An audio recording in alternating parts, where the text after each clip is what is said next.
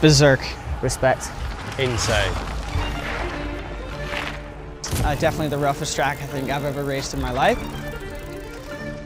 Every rider struggles here. You get it wrong here, it's going to bite you. If you get it right, it's high reward.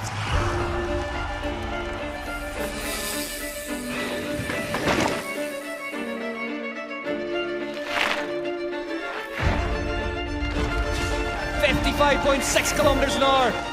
Is he on the run of his life? Is it going to be enough to take the win? Come on, Valentino! Crazy, crazy big rock. On his back, he's 1.5 faster now. Oh, he's flying down. Oh, it's so tight, so tight. What a run!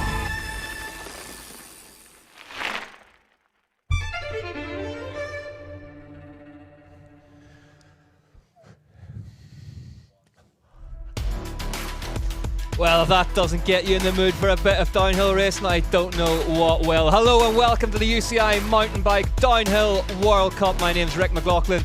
Joining me in the booth is Cedric Gracia, and we are in Val Di Sole, Trentino, in Italy, for one of the absolute classics. Cedric, semi-finals today, looking forward to it?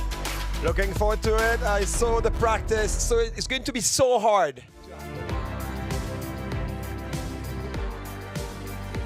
So difficult here in Val Di Sole, Trentino. We had a lot of rain overnight coming up through the valley, and actually the track in a lot better condition than many people would have thought. A lot of different than practice, you know, with that dirt they bring in. Now that dirt is gone. It's a real black snake again. Yeah, it showed its true colours. It shed its skin. It is the real deal. The black snake is back here in Val Di Sole, Trentino, one of the legendary downhill tracks, one that really pushes the limits of rider and machinery to the test. Here's how the day looks then.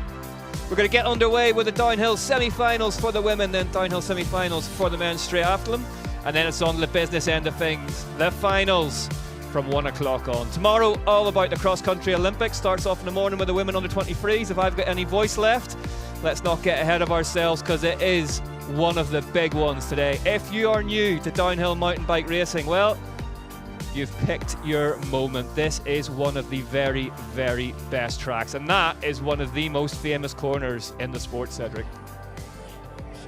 Yeah, we all remember that corner on Samian in the old days. Should point out that's not actually Sam Hill, that's a massive apple, but let's see who we are going to be talking about today.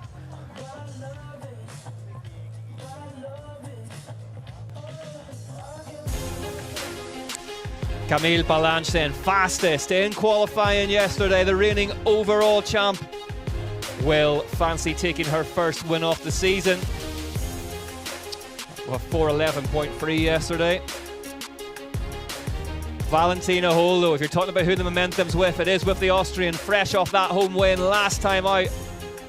Valentina Hole likes this place and may have more pace left in the tank this afternoon.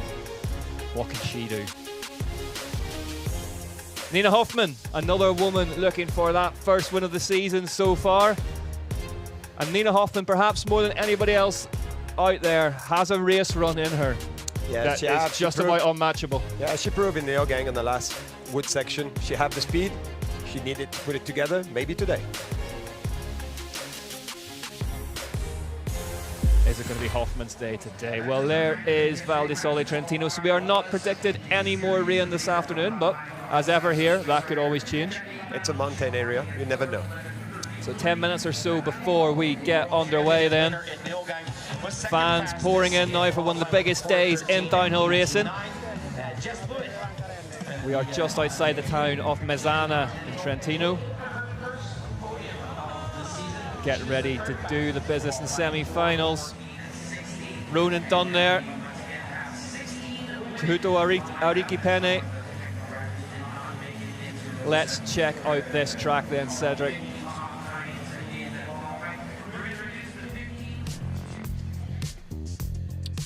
So these new top turns, you come out the start hut, and then this section really, really fast. You could potentially lose more speed than gain it here. Exactly. Important to keep the speed and make sure to don't lose speed before this first wood section. As soon as it enters the woods, as soon as you see trees in Val Di Sole, you know things are about to get serious. Super, super steep, really, really rough. And as Cedric alluded to, any material that they've brought in on this track really has kind of been washed away overnight. It's washed away overnight, with the rain and with all the practice from juniors and elites.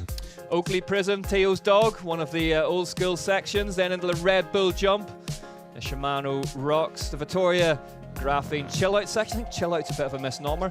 Then out of the woods and into that ultra fast left hand turn before it slightly flatter one to the right, down to the finish. 1.95 kilometers of bike breaking mountain bike hell. Yeah, really tough Here we track. are, Val Di Sole, third round of the World Cup. Let's go do your course preview for the week. First corners are pretty much the same. It's all already rutting up pretty good though. You can see people are sliding, I'm sliding. Everything's the same up until here. They've made some course changes here. Same kind of route, but just taped differently. Oh my God, it's powder. What? This is only my second run, so I'm still figuring things out. Oh my God. They've been cutting out a bunch of routes and stuff, making it a bit more rider friendly. That's the wrong line. But yeah, its track's gnarly. Doesn't let up at all the whole way down. I'm missing lines left, right, and center. What?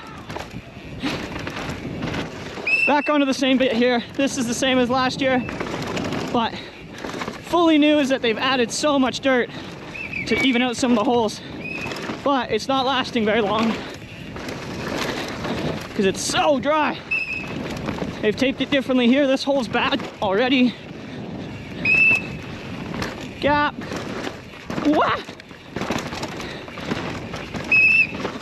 So I'm just really having to focus here. I don't know where I'm going yet. Whoa.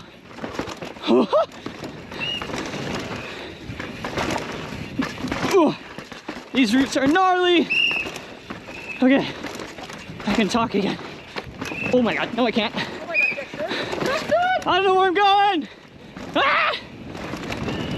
Triple. This bit's really fast. I think this is the third split. Right there. You come in hooking. And it's not over yet. Oh. This section's just changed. They filled all the holes. Way nicer. Wow! That's gnarly. And yeah, just like slight different taping jobs the whole way down. And with filling a lot of the holes in the course, it really improved how this is gonna ride. Brakes are getting hot by now. Hands are starting to hurt, you're getting tired. Physical. Woo! That's drifty. And then here we are off the final ski jump. Wah! Hopefully you don't crash like I did last year. Set up.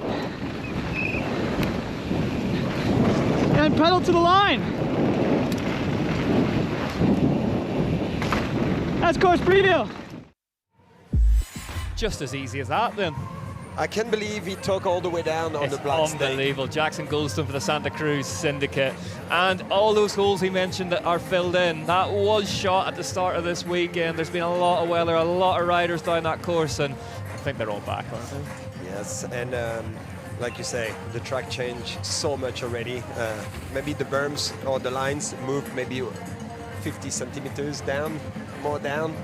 Then it's hard, you know, to keep your line. You need to have plan B and plan C and maybe D on this track. Here are the downhill women's standings in the overall then. Camille Balanche leads Valentina Hole by just 98 points. Rachel Atherton not racing this weekend in third. Nina Hoffman's in fourth. Monica Harasnik is in fifth.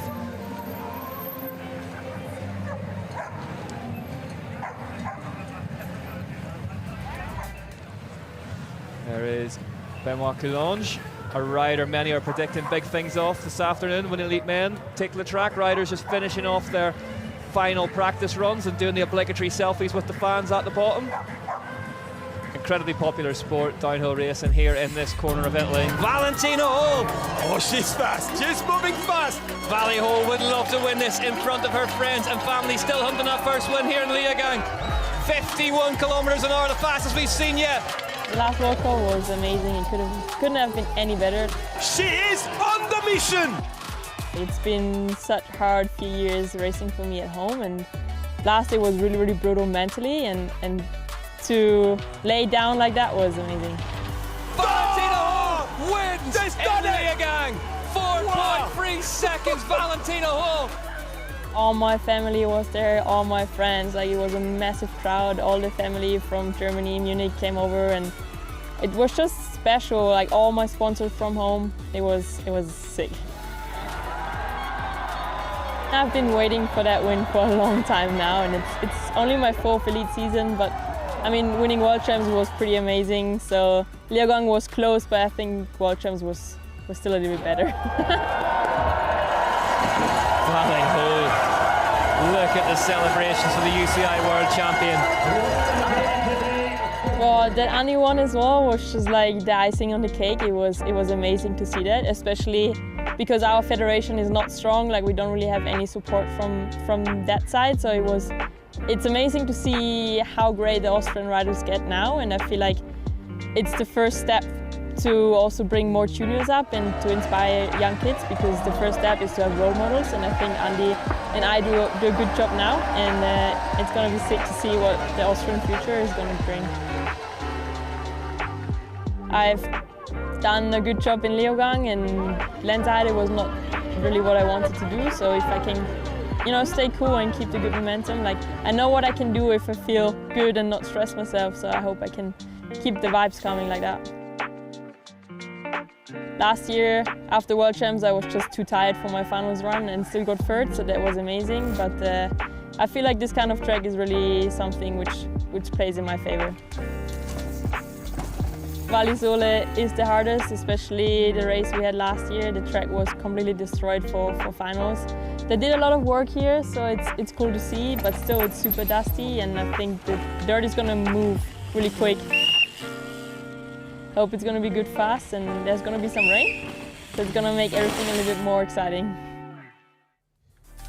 Well, exciting it is certainly going to be. Then a 21-year-old from RockShox Trek race team, Valentina Hall, your winner last time out. 5 UCI World Cup wins to her name, 8 UCI World Cup podiums. That World Championship title won last year in Ligier in France. Just once on the podium here in Val Di Sole. Let's take a look at the start list now for the women, and some breaking news for you. We are hearing that during her last practice run, Camille Ballange, the fastest qualifier from yesterday, did have a crash that caused a red flag. We will give you an update on her condition as soon as we know. Sharna Hearn will get us underway. We've also heard that Frida Running will not start for the Union. Veronica Vidman, Anna Newkirk, the business end of things then. Gracie Hemstreet, Baumann, great run from her in qualifying. Cabarrou, Blewett, Hull, and Ballange. As I say, we will update you on Camille Ballange as soon as we hear any more. Apparently there was a crash in her final practice run that caused a red flag.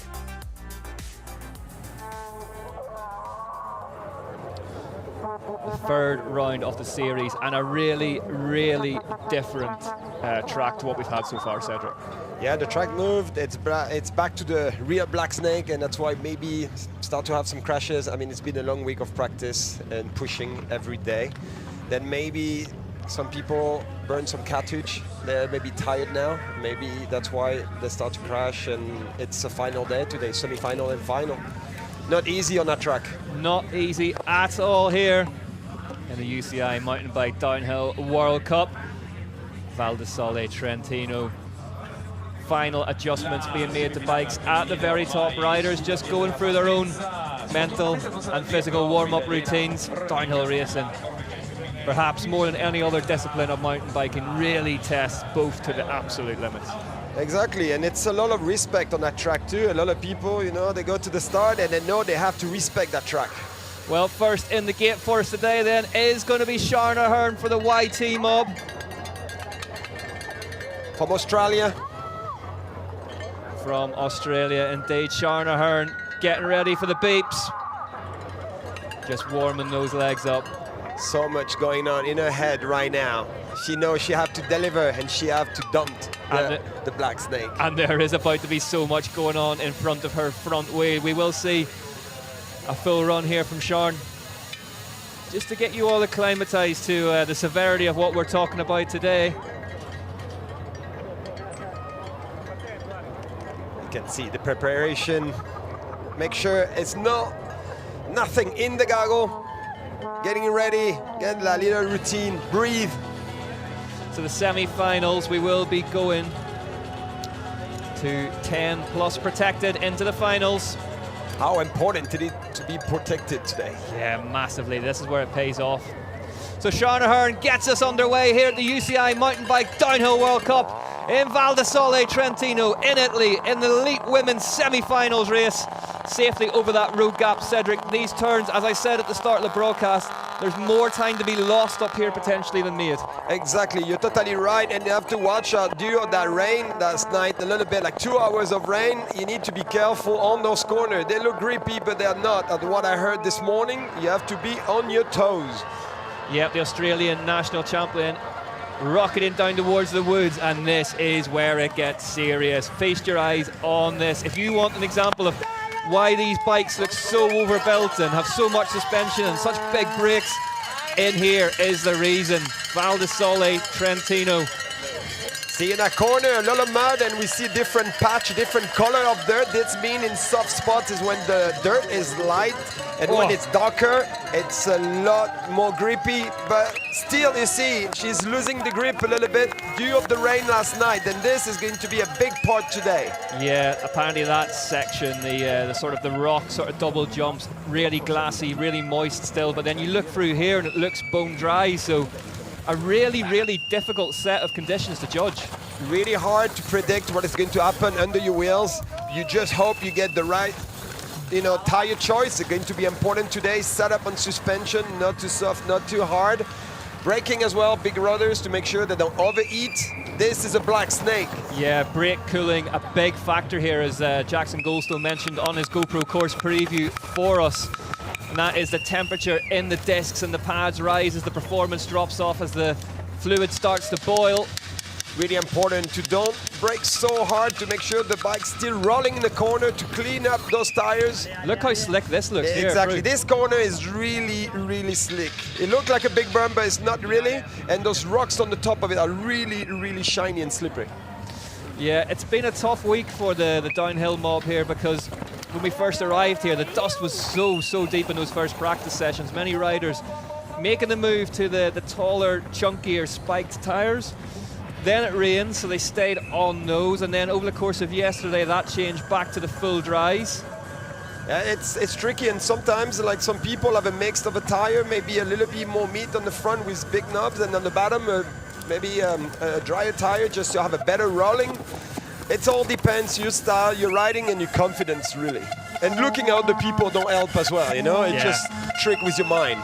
Experience absolutely crucial, and being confident with those different setups as we jump on board a live drone, and it gets super steep down here. I mean, it's steep from start to finish, but yeah, we can see with that drone shot the speed. She had to carry speed on those big routes. This is going to be important for those jumps. You see in the corner the bike is floating a little bit, just really hard to get good grip.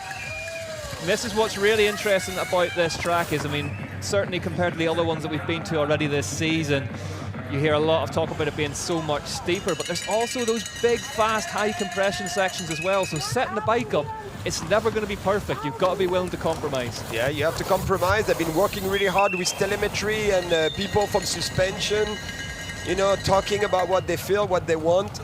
Really important to feel comfortable and have a bike balanced. You want something with balance all the way down, especially when the track is getting steeper and steeper.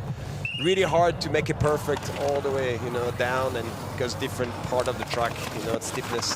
It's really, really tough. Telemetry really has come into downhill racing. That is setting all kinds of sensors and transponders onto the bike to work out what it's doing through.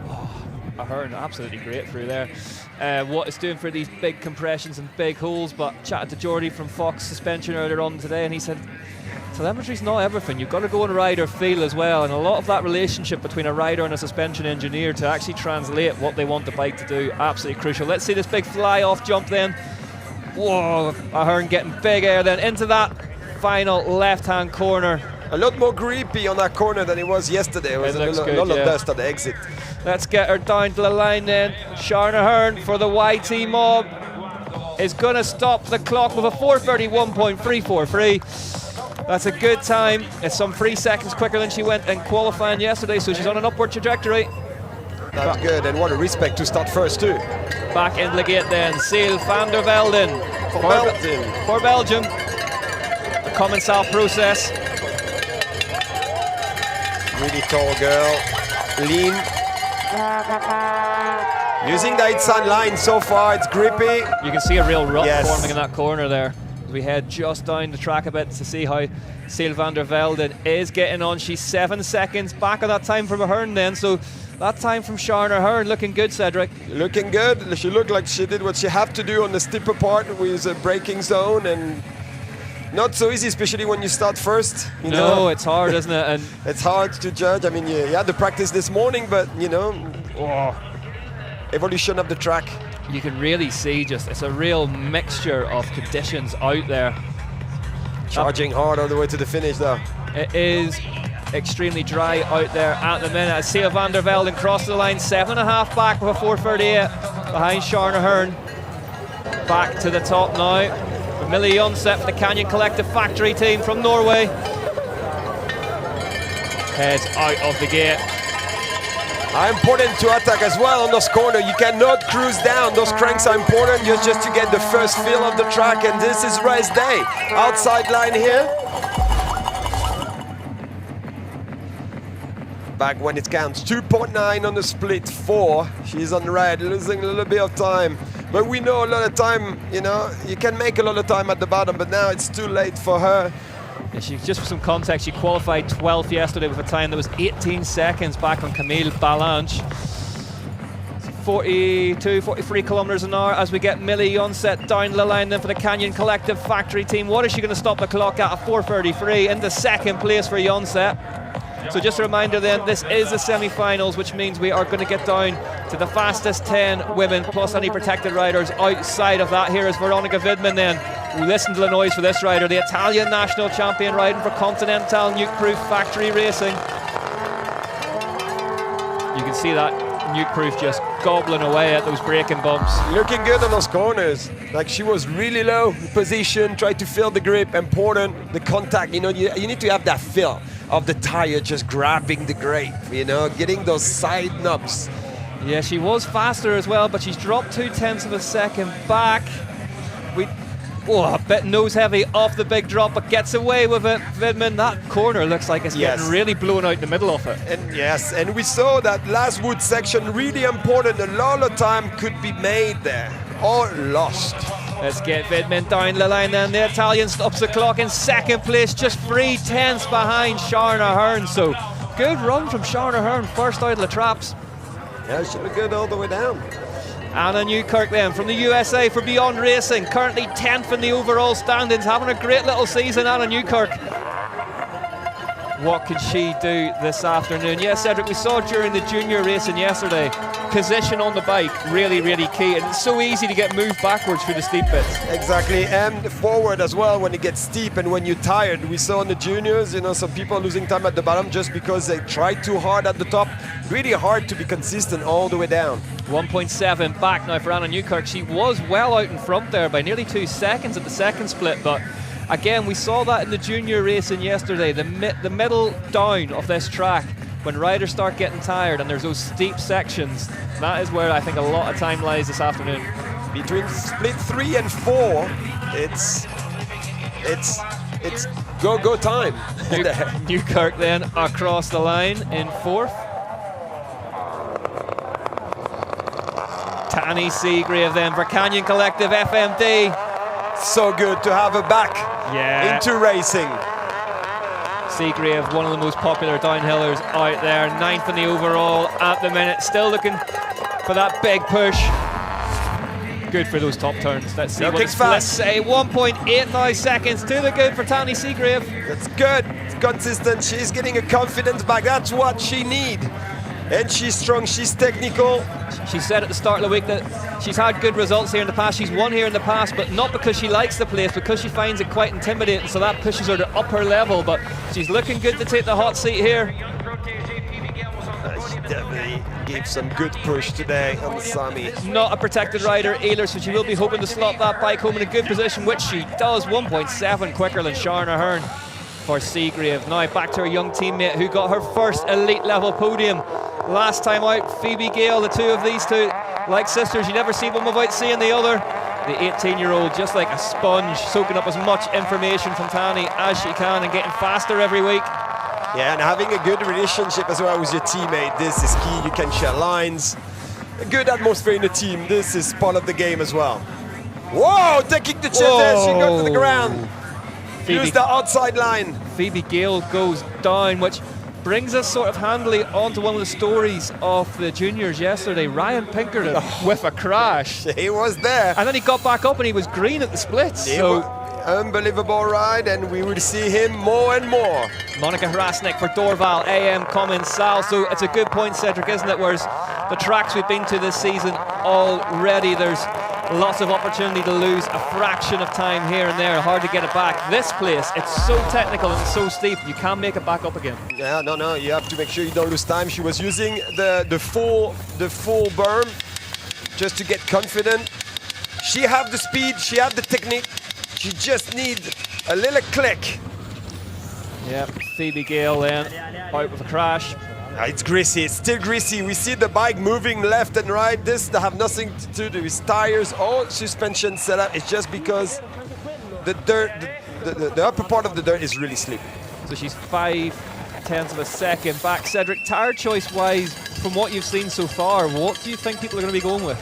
I saw everything. I saw full spike, half cut, and full dry tires, and I even see combo of half cut on the back tire for the mud and a dry tire. It's just like more meat, more knobs to try to grab the nice dirt under, or in those patch section when it's really puffy dust, try to get the nice dirt under.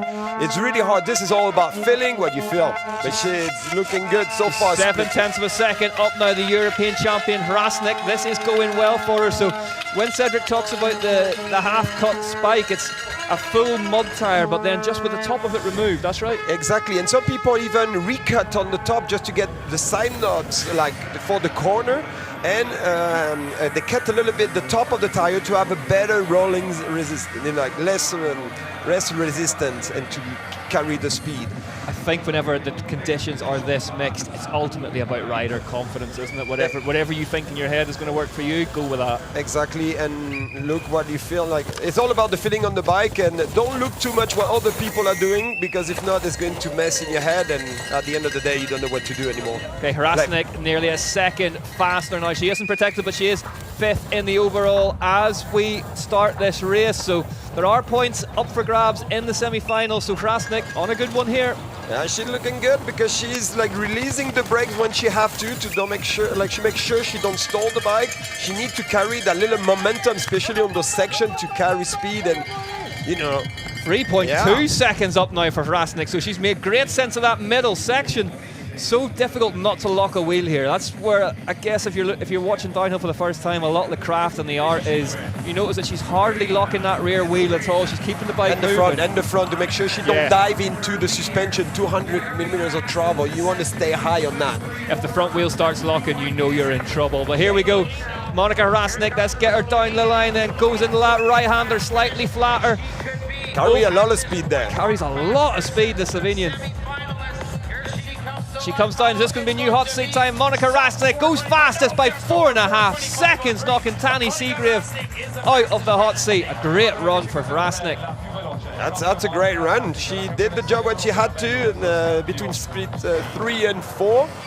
And I think that's the key today. Here comes the Hoff then. Nina Hoffman is protected. She's had a couple of knee problems this season so far, but the German rider, when she can get on a run, she gets on a run. Really physical rider. She proved us in Leogang in the technical part when she unleashed the beast. She's so fast. Really but can fast. she make it down? Oh!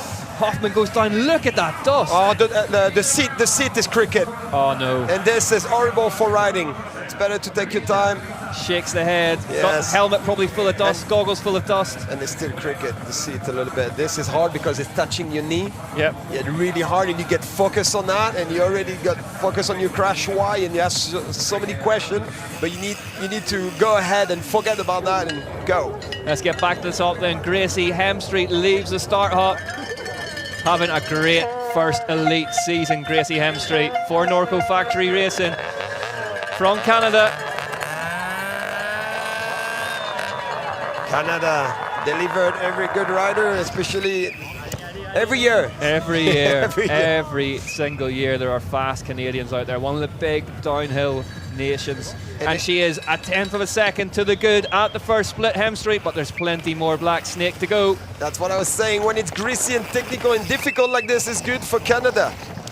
Yeah, and interesting as well, Hemstreet, a very, very light, compact rider, and we've seen over the years they go well here because they don't get stuck in those holes. They can sort of stay up on the roots above them. Yeah, we saw that on the elite men's and even juniors, like different body shape, but yeah, it's still a Black Snake you need to dump here. Yeah, you need to keep your wits about you on this track. She's 2.2 faster now, so there is plenty of time still up there. Especially that technical part, it's so steep, so many roots, a lot of compression in the corners, really hard, you need to use your legs, your arm, and try to look ahead, like at least 3 or 4 meters ahead, like to point the next corner, really important. We talked yesterday about how important it was to stay over that front axle. Even when you're tired, you need to stay forward because that's what weights the front wheel and that's what you're doing your braking with. Yeah, this is getting so hard there because you have another big wall you need to attack after that little flat part. You need to breathe. Every little downtime you need to recover as quick as possible just to attack this section. And it's 4.2 on the split 3. Looking great. Looking great. She was 8th in the semi-final last time out in Leogang. She's looked like she's going to go better than that here today. 4 seconds to the good. Now, oh, the front end just wanting to get away from her there. Hemstreet muscles it back into position. Still a lot of fesh in this wood section there. Yeah, super loose, powdery dust, almost like smoke. You can see a big tire mark on the back of her trousers there as well. That's where the back of the bike, this track is so steep that it will kick the riders from behind. I love the way like she's letting the bike play, like leave, like she's not squeezing it with the knee. She tried to let the bike move, but control it. This is really important. Hemstreet going really well here. 5.5 seconds now, 55 kilometers an hour through the speed trap. As she goes off this big fly-off jump. Whoa, said it big there. And you're coming into that last turn, just trying to hold yourself up in the bike. Hemstreet for Norco Factory then. Heading down the line, what is she going to stop the clock at? Is this going to be our new hot seat time? Gracie Hemstreet crosses the line with a 4:18.7. Oh, she just built the ride all the way when it was technical and important and difficult. She managed. So she's 6 seconds faster, but crucially still outside that fastest qualifying time of 4:11 from yesterday from Camille Balanche. Lisa Baumann then. Young Swiss rider with a bright future ahead of her, riding for Commensal Les Ors. Commensal Les Ors doing a great job of bringing young talent through into the sport, so she looked fast through there. Yeah, be careful to don't give too much energy on the top part of the course, and she was green on the first one and lost some time on split 2. Yeah, she's given just over half a second away somewhere, but all action from Baumann as we've come to expect from her. Yeah, it's possible, like when you're on the split 3, when you're 4, it's going to be a lot harder now. But as I say, we did see Ryan Pinkerton have a crash yesterday and right back to a podium. Exactly, and bottom part of the track. I actually need to start moving now.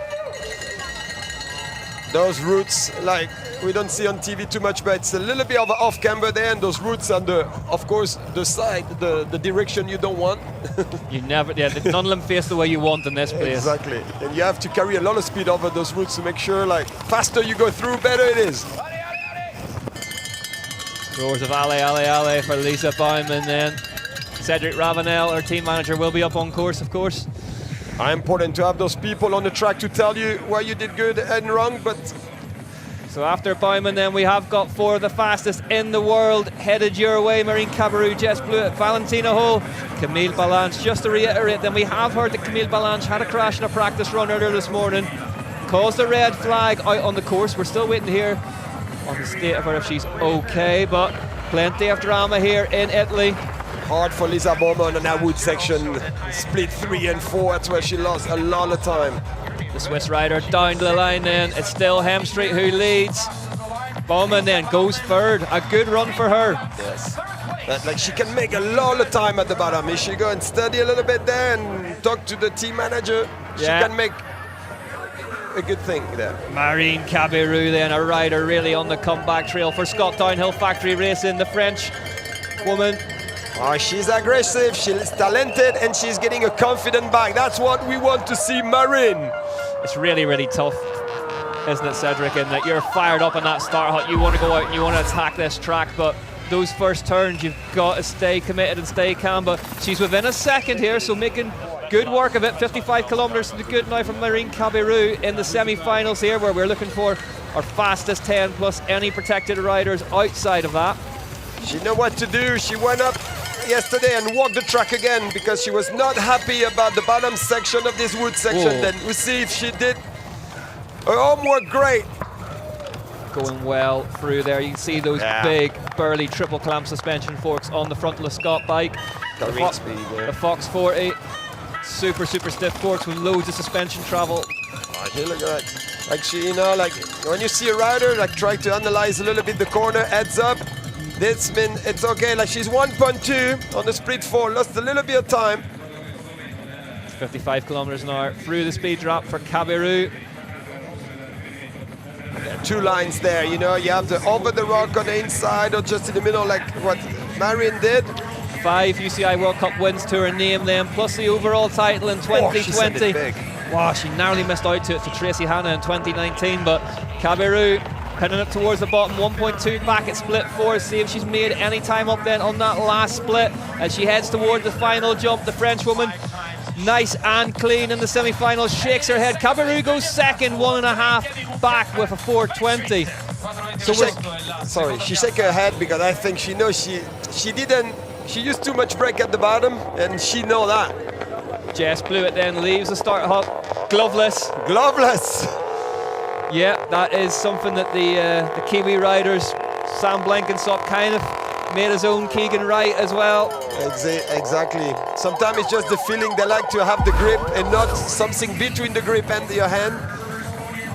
Whoa. Oh, she looked good. She's drifting. Fast. When you're drifting like this, means business. Jess Blewett looking fast there, and it is fast. She was 3 seconds at the second split. She's lost a bit of time at the third one, but when you see the bike sliding sideways like this, woo! Blewett then on a run on that GT. Looking good.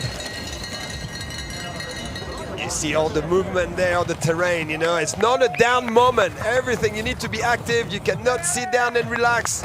Important here to release the brake when you have to. It's steep. You don't want to build so much stress on your fork. You know, you don't want to dive into the trouble. No, it's all energy dispersion here. The 20-year-old from New Zealand then on the GT.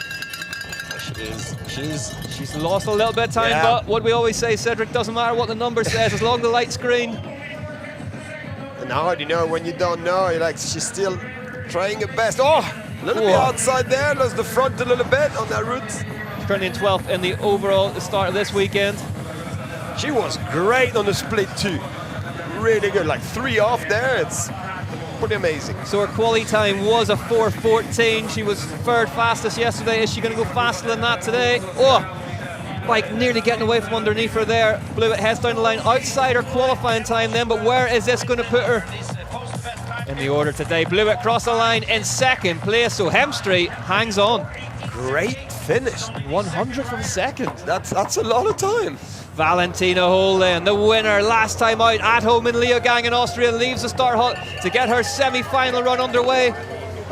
After, you know, those couple wins lately, she's ready and fire up, and mentally she's ready. She was unstoppable in Leogang, won every session.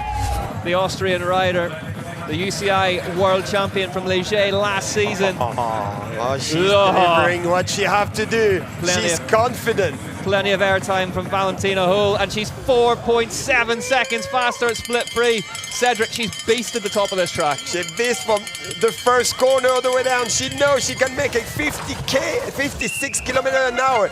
Something I love about Val is like she looks like she's one piece. Like the bike and herself just make one person, and this is incredible, especially on the Black Snake. You know, that corner was amazing. She carries so much speed. Yeah, and we saw this from Bodie Kuhn in the junior men's race yesterday on that Trek Factory Racing session. The bike looked perfectly set up. He looked at one with it, which is so difficult to do in a venue as steep and as rough as the Black Snake here in Val Di Sole, Trentino. 3.9 now. She was nearly 5 seconds out front at one stage. Oh, like it was hard for her to break the bike on those two steep corners there. Yeah, oh, maybe just starting to tire slightly, but she has time to play with. She's maybe getting tired as well. You know, when you attack the track that hard. Oh, send it big though. Massive send from Valentina Hull. 56 kilometers an hour on the speed trap. Nearly 4 seconds then. Are we going to see a new hot seat time from Valentina Hull? And she is protected. So this is a sighting run. Big scrub over the bridge. Valentina Hull, your fastest rider in the semi-final so far by 4.3 seconds. Great. One rider to go then at the top, and it is the overall champ, Camille Ballanche. Gets ready, the fastest qualifier from yesterday. What can she do? She is protected. She's got that overall title leader's jersey on. We're hearing she had a crash earlier on today. What sort of form has it left her in? We never know. We know now if she's ready after that crash this morning. Definitely play a big part in her head for sure. Let's jump on board the drone then. She is faster, but it's not by much. A tenth of a second behind Valentina Hull and Camille Ballanche. This is to tell you how prepared she is mentally, you know, but she's 1.8 on the spread 3. Fastest qualifier from yesterday, the Swiss rider. So hard to get out on the bike after a crash just before your semi-final. You have to be strong in your head, especially when you have to face the Black Snake. The 33-year-old, but she's moving back now, so nearly 2 seconds back on that time. Valentina Hull has done something special in that middle section, Cedric. Yes, she did. That's that turn that we saw Hull absolutely detonate and carry a load of speed out. She basically destroyed the corner. But this is a tidy run from Ballanche, and this is what Camille Ballanche does so well, is she makes everything look millimeter perfect. Yeah, she's, you know, she let the bike play. Good attitude. 2.7 back now, so she is protected, Camille Ballanche. But Cedric, just try and put yourself inside her helmet. Do you want to put a fastest run down the semi-final? Do you want to just get a cruiser down, and is it somewhere in between? No, it's something in between, especially when you had a crash this morning. You want to know how you feel, because if you have to do one run, it have to be the final run. Then I think she's doing a steady run, especially on the technical part. Okay, well, Cedric thinks Camille Ballanche is boxing clever, so she's outside her fastest quality time of 4:11, crosses the line, 3.686 back then for Camille Ballanche. Is that a worrying margin? Would that worry you? No, I think it's a run just to get back the confidence from the crash this morning. This is a run to go down. She have to do one run, and she will probably give everything she have in the tank for the final. This is shaping up to be a fantastic rivalry this season. Ballanche versus Hull. Yes. This is good. That's what we want to see. Well, here is the results then of the semi-final of the elite women. Valentina Hull, your fastest, 3.686 behind her is Camille Ballanche. Hemstreet, superb ride for her in 3rd place.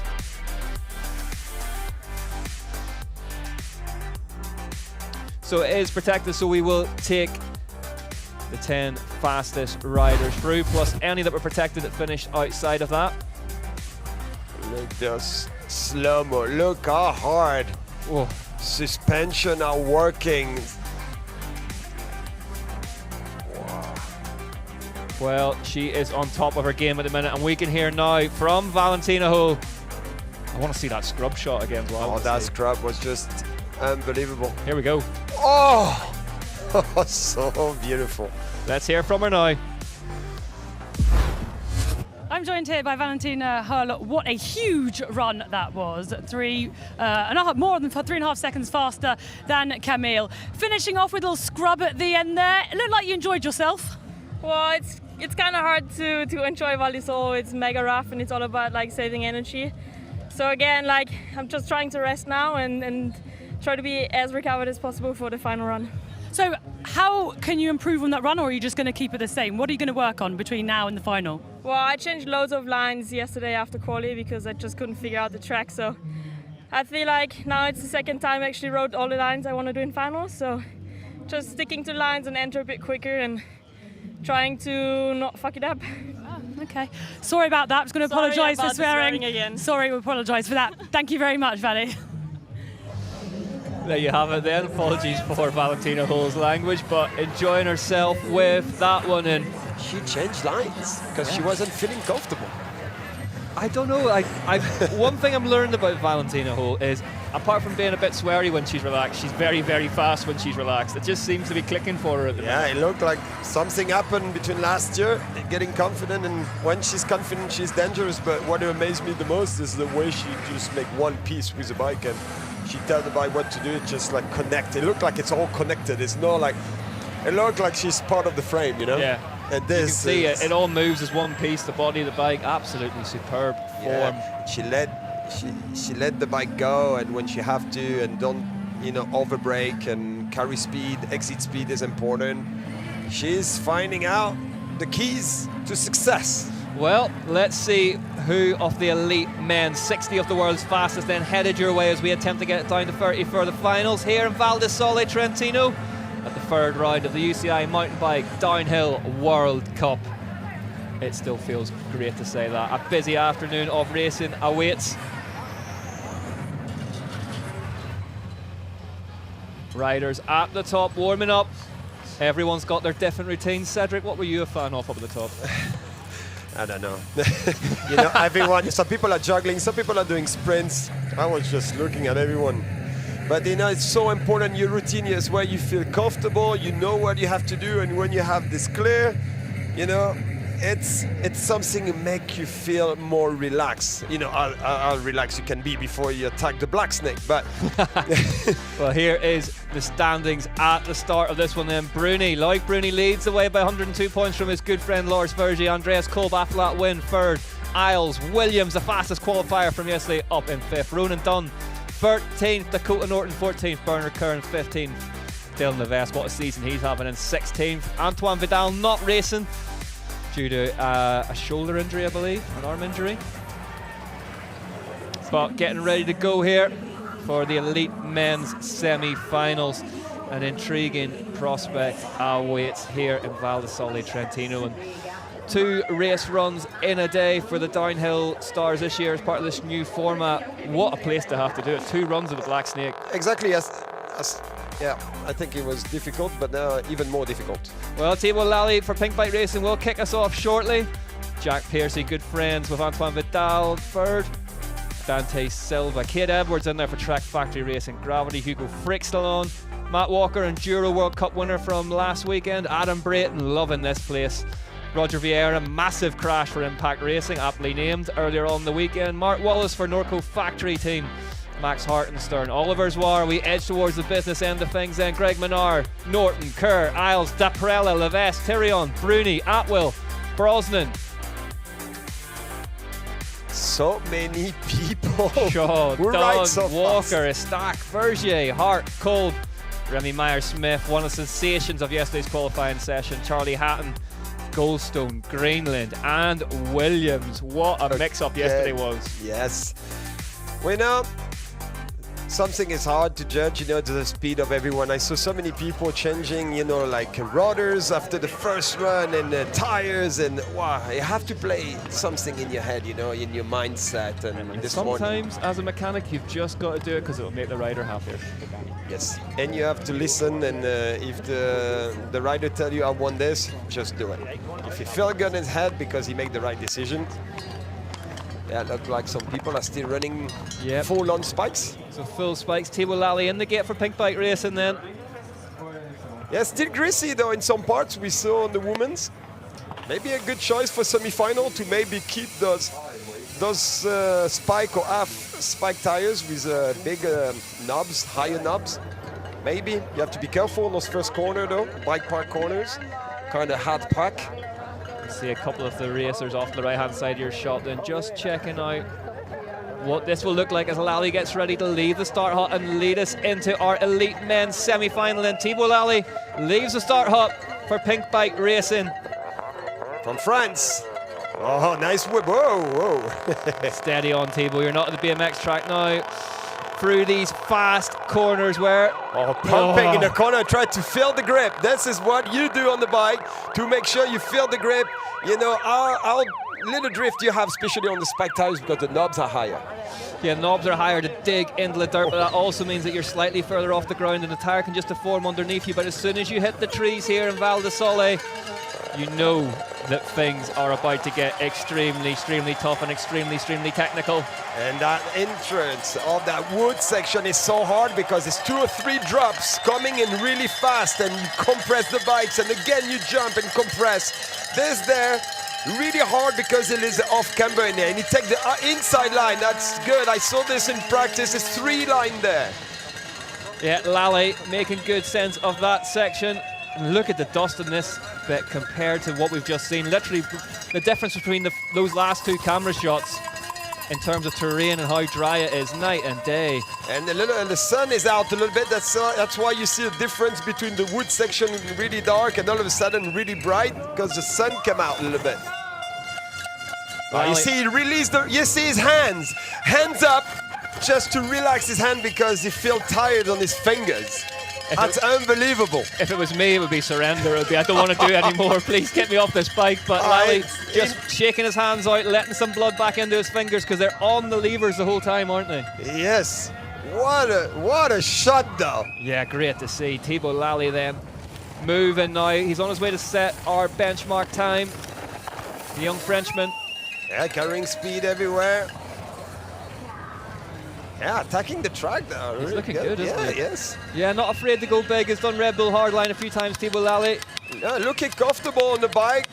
Look at the dust in here, and this is where those spiked tires, Cedric, you reckon could be critical. Yeah, it's like 3 line there. The line he's doing, the line in the middle and the line way outside. 3 lines there is all what you feel better because the exit speed is really important there to attack. And now is a critical part with all those roots. You see, he stalled a little bit there. You want to carry a lot of speed. You don't want to dive in those roots. You have to go over it, like basically motocross whoop section. Keep the gas in. Yeah, this is one of those places that it's just, you know, you go to other tracks around the world with your average mountain biker hat on and you go, yeah, I could get down here maybe. You walk down the side of the Black Snake and it's just... Oh, teasing, like, look good. Love to see those tricks. Sometimes it's good for your head just to have a little trick, just to... You need to have fun on the track, especially today on the Black Snake. Fun is part of the game. Fast is fun and fun is fast. Thibaut Lally makes that little gap. You can just see how rough and how fast this place is. So, like the way he's active on the bike, trying to pick up the bike sometimes just to carry a little bit more speed. Way inside here. Way inside there, actually, yeah. You see the hands just getting stretched out again there in that little section. Even sit down a little bit. So many things to remember on the way down here for a rider, Cedric. And once you're tired and that lactic acid starts pumping, difficult. Yeah. And when your eyes start to look at the knobs of your tire, it means no good. When your eyes start bouncing off the inside of your goggles. There's that big inside line then we just saw Lally do. Saw a lot of that in the juniors yesterday. Yeah, it's a big drop though on the inside line. Here we go, the big fly-off jump. Lally enjoying himself out there in the Black Snake, you'd have to say. You can see the puff of dirt, it just changes the whole way around that corner. Yeah, a lot of people was getting a lot more inside this morning. Sitting down. Definitely did a lot of whip. Every jump he whipped it. Yeah, he enjoyed it, didn't he? Thibaut Lally then crosses the line with a 3:55.484. So just for some context then, fastest qualifying time, Jordan Williams was a 3:36 from yesterday. So plenty more time left on this Trentino hillside. Luke Mumford from the UK now. Oh, aggressive there, like cranking in the middle of the corner. We did see a couple of times in the junior races that riders throwing away a load of time by being too aggressive up at the top. Yes, but it's hard, you know, when it's go time, you know, it's hard. You're excited, you want to go. Oh! Setting the bike down in a big hole there, Mumford, but he's 3.8 now. It's great, he's pushing. Split 4, Luke Mumford going well here in Italy. It's getting rough there, so rough. Yeah, and you can see what that done for his speed. It just killed it that bit. Yes, a lot of braking bumps there on this corner. Mumford then, down the line. Is he going to go into the hot seat? Let's see. Oh, yeah. No, 4 seconds back. So I think he did lose time in that turn, maybe slightly before it as well on Lally. Jack Piercy then, one of the big talents in the sport for Commencal Les Or. Great to watch on a bike. He and Antoine Vidal, two young men making big names for themselves. Vidal not racing today with an arm injury.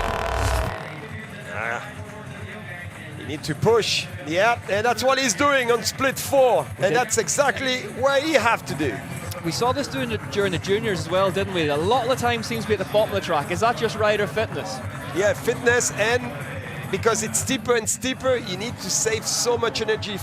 Yeah, it looked maybe like a 30 seconds last wood section, like the last split, but you know, so important to keep so much energy there. Piercy on the gas then, down to the line, pedals over that final jump, keeps her on the deck and crosses the line 2.7 seconds quicker than Mumford, excuse me, who did go into the hot seat.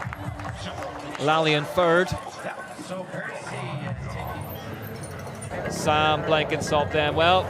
Gloves or no gloves? No gloves. No we saw gloves. Jess Blute of white gloves, Sam Blankensop not wearing the Miller. New Zealand style. On that Crestline bike, a really, really nice push bike up close when you get a good look at it. And this is a rider you look and you want to take your bike and go, because this is excellence. Yeah, in style. One of those riders who rides a bike the way you think you ride a bike in your head. He was half a second to the good at the second split, but he's 2.4 seconds back now. The big Kiwi speed trap edging up towards 60 kilometers an hour. That's really fast. That's extremely fast, and given that this is one of the steeper places we go on about, that just highlights how fast the bits in between the steep bits are. Oh, Blank, I love when he's doing that. He finished the corner and he uses suspension to just jump into the next corner. That's Blanky. Yeah, just compresses the bike and then pops back out of it. Then Sam Blank is up over the line in third, 3 seconds back behind Jack Piercy. Cedric, a lot of the talk at the bottom as we get ready to get Fernando Juan Munoz for Colombia out of the gate. A lot of the talk at the end of the... charging! That's exactly what I meant, Whoa, that you can lose time up there as well. Yeah, but when you give so much at the start, you better have a lot in the tank. This man trained by the legend it is Chico Aero back in Colombia, 2.7 seconds back now. It's going well for the Colombian down here. Oh, I did great split too. You have a lot in the tank, because when you attack the second corner like that, that's confidence there. There's confidence in it. So we will be taking 30 plus any protected riders who make it outside of that through to the final. So Munoz making a case for a place in the finals here in the Colombian. Great to see so many South American riders here racing in Italy. Munoz crosses the line then in first, 1.7 seconds quicker than Jack Piercy. Great time. Yeah, great time. Like foot out on the mythical corner. Yeah, the famous corner. Famous corner. Here we go, the Cruz missile then. Lucas Cruz for Norco Factory Racing. Yes, Cedric, Adam Brayton just telling me at the end of his final practice run that he thinks that the riders in the second half of quali will have the track at its fastest, because it's going to continue to dry that bit more. Do you agree with that? Or I think it would dry. Yeah, it would dry. We saw it with the juniors yesterday. It's almost a similar condition today. It rained overnight, like I heard, like 2 hours. It would dry, and it would go faster. Yeah, Cruz, big physical rider, but he's 6 seconds back now. He's the first man in the 60-kilometer-an-hour club. Lots of time, man. Yeah, a lot of time. Like wood section was really hard for him. It's gone away from him somewhere up there, Lucas Cruz. So he could put himself on the bubble with this one. You know, it's so many corners, and if you grab too much brakes all the time in all those corners, it just add up more and more and more. Can you get into trouble here chasing a run as we see Preston Williams leave the start hut? Can you get into trouble just pushing that little bit too hard, and then the mistakes keep coming, you keep pushing? Yeah, and you keep sinking and more, and it just the translation of that, it's your brain telling you to brake and more, and add up tiredness, and this is you paying the bill at the end. Preston Williams for the UK then on that specialised demo bike. We will be seeing another UK rider on a specialised demo. Jordan Williams will be the last man at the top of the hill. Fastest qualifier from yesterday, and as Cedric said earlier on this morning in our production meeting, proving that Lenzerheide was by no means a fluke. No. something we have to see on the last corner. You see they go more and more in the grass between that famous corner. Yeah. It looked like they know, like it's fading a little bit, the grip at the end of it, and they tried to make the corner earlier. Johan Garçon then. Johan Garçon from France. Scott Downhill Factory.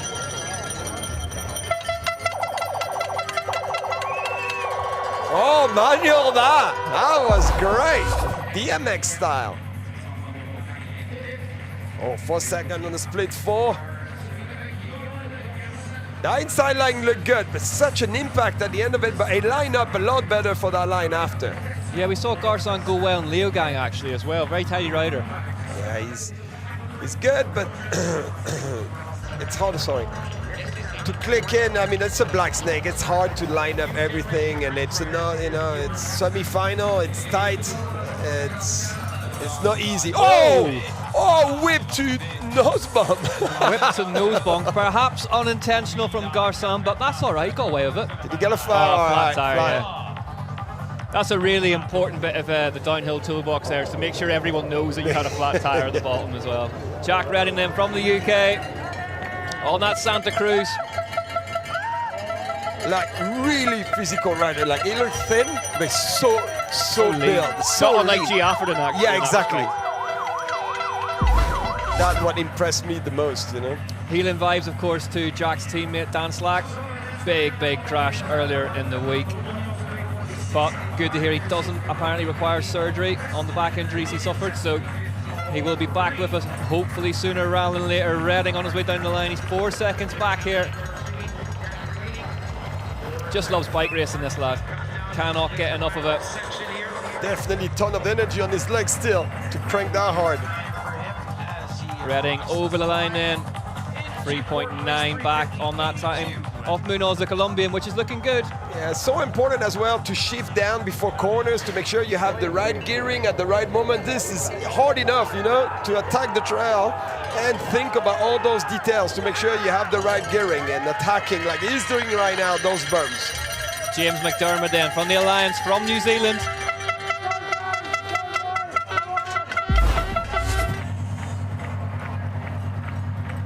.5 kilometers an hour through the speed trap. 3 seconds back then.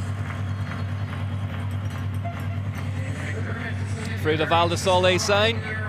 Big party here last night. Yeah, I heard. Yeah, I saw some footage. When the 4 crosses back, I guess. Did you see some footage, or were you there? No, I saw footage. You sure? I learned. I grew up. I learned. I learned what to do now. 3:49. I wish I learned before though. Yeah, it's a tough process learning. There is McDermott across the line and into 3rd place. Antoine Roche de France. Antoine Roche then. Lapierre Zip Collective. Lapierre Zip Collective races. We see him a lot at the Enduro and the E-Enduro World Cups, but also goes very fast on a big bike as well. A great all-rounder. I think when you're good, to go as fast on the smaller bike, it's good for downhill. It's a good school, I guess. It's really good on an e-bike, Rog, as well. 3 seconds now fastest, so Antoine good. Roche for the Lapierre Zip Collective, just outside the magic 60 kilometers an hour, but looking really committed here.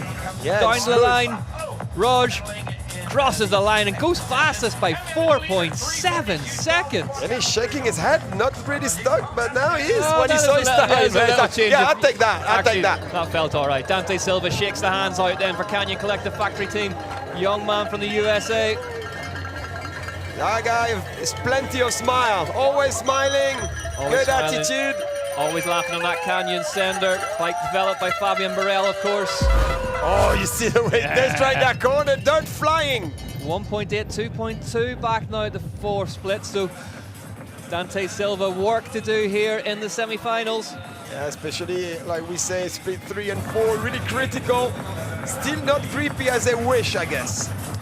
No track in Val Di Sole here, really changeable. It dumped rain for most of last night, but it's heating up out there again today, and the ground was that dry to begin with that it really is soaking it all up, and you can see just Trying to tap the power on and wheel spinning slightly down the line. Then what's Dante Silva going to stop the clock at? 2.8 outside that time of Raj. I think that time of Raj might stand for Yes, this. it was good. It was good run. But I love the attitude of Silva. You know, the way he's making the corner, like a little bit like skiing, body position, pushing on the pedal, the outside pedal to get the grip and really carving.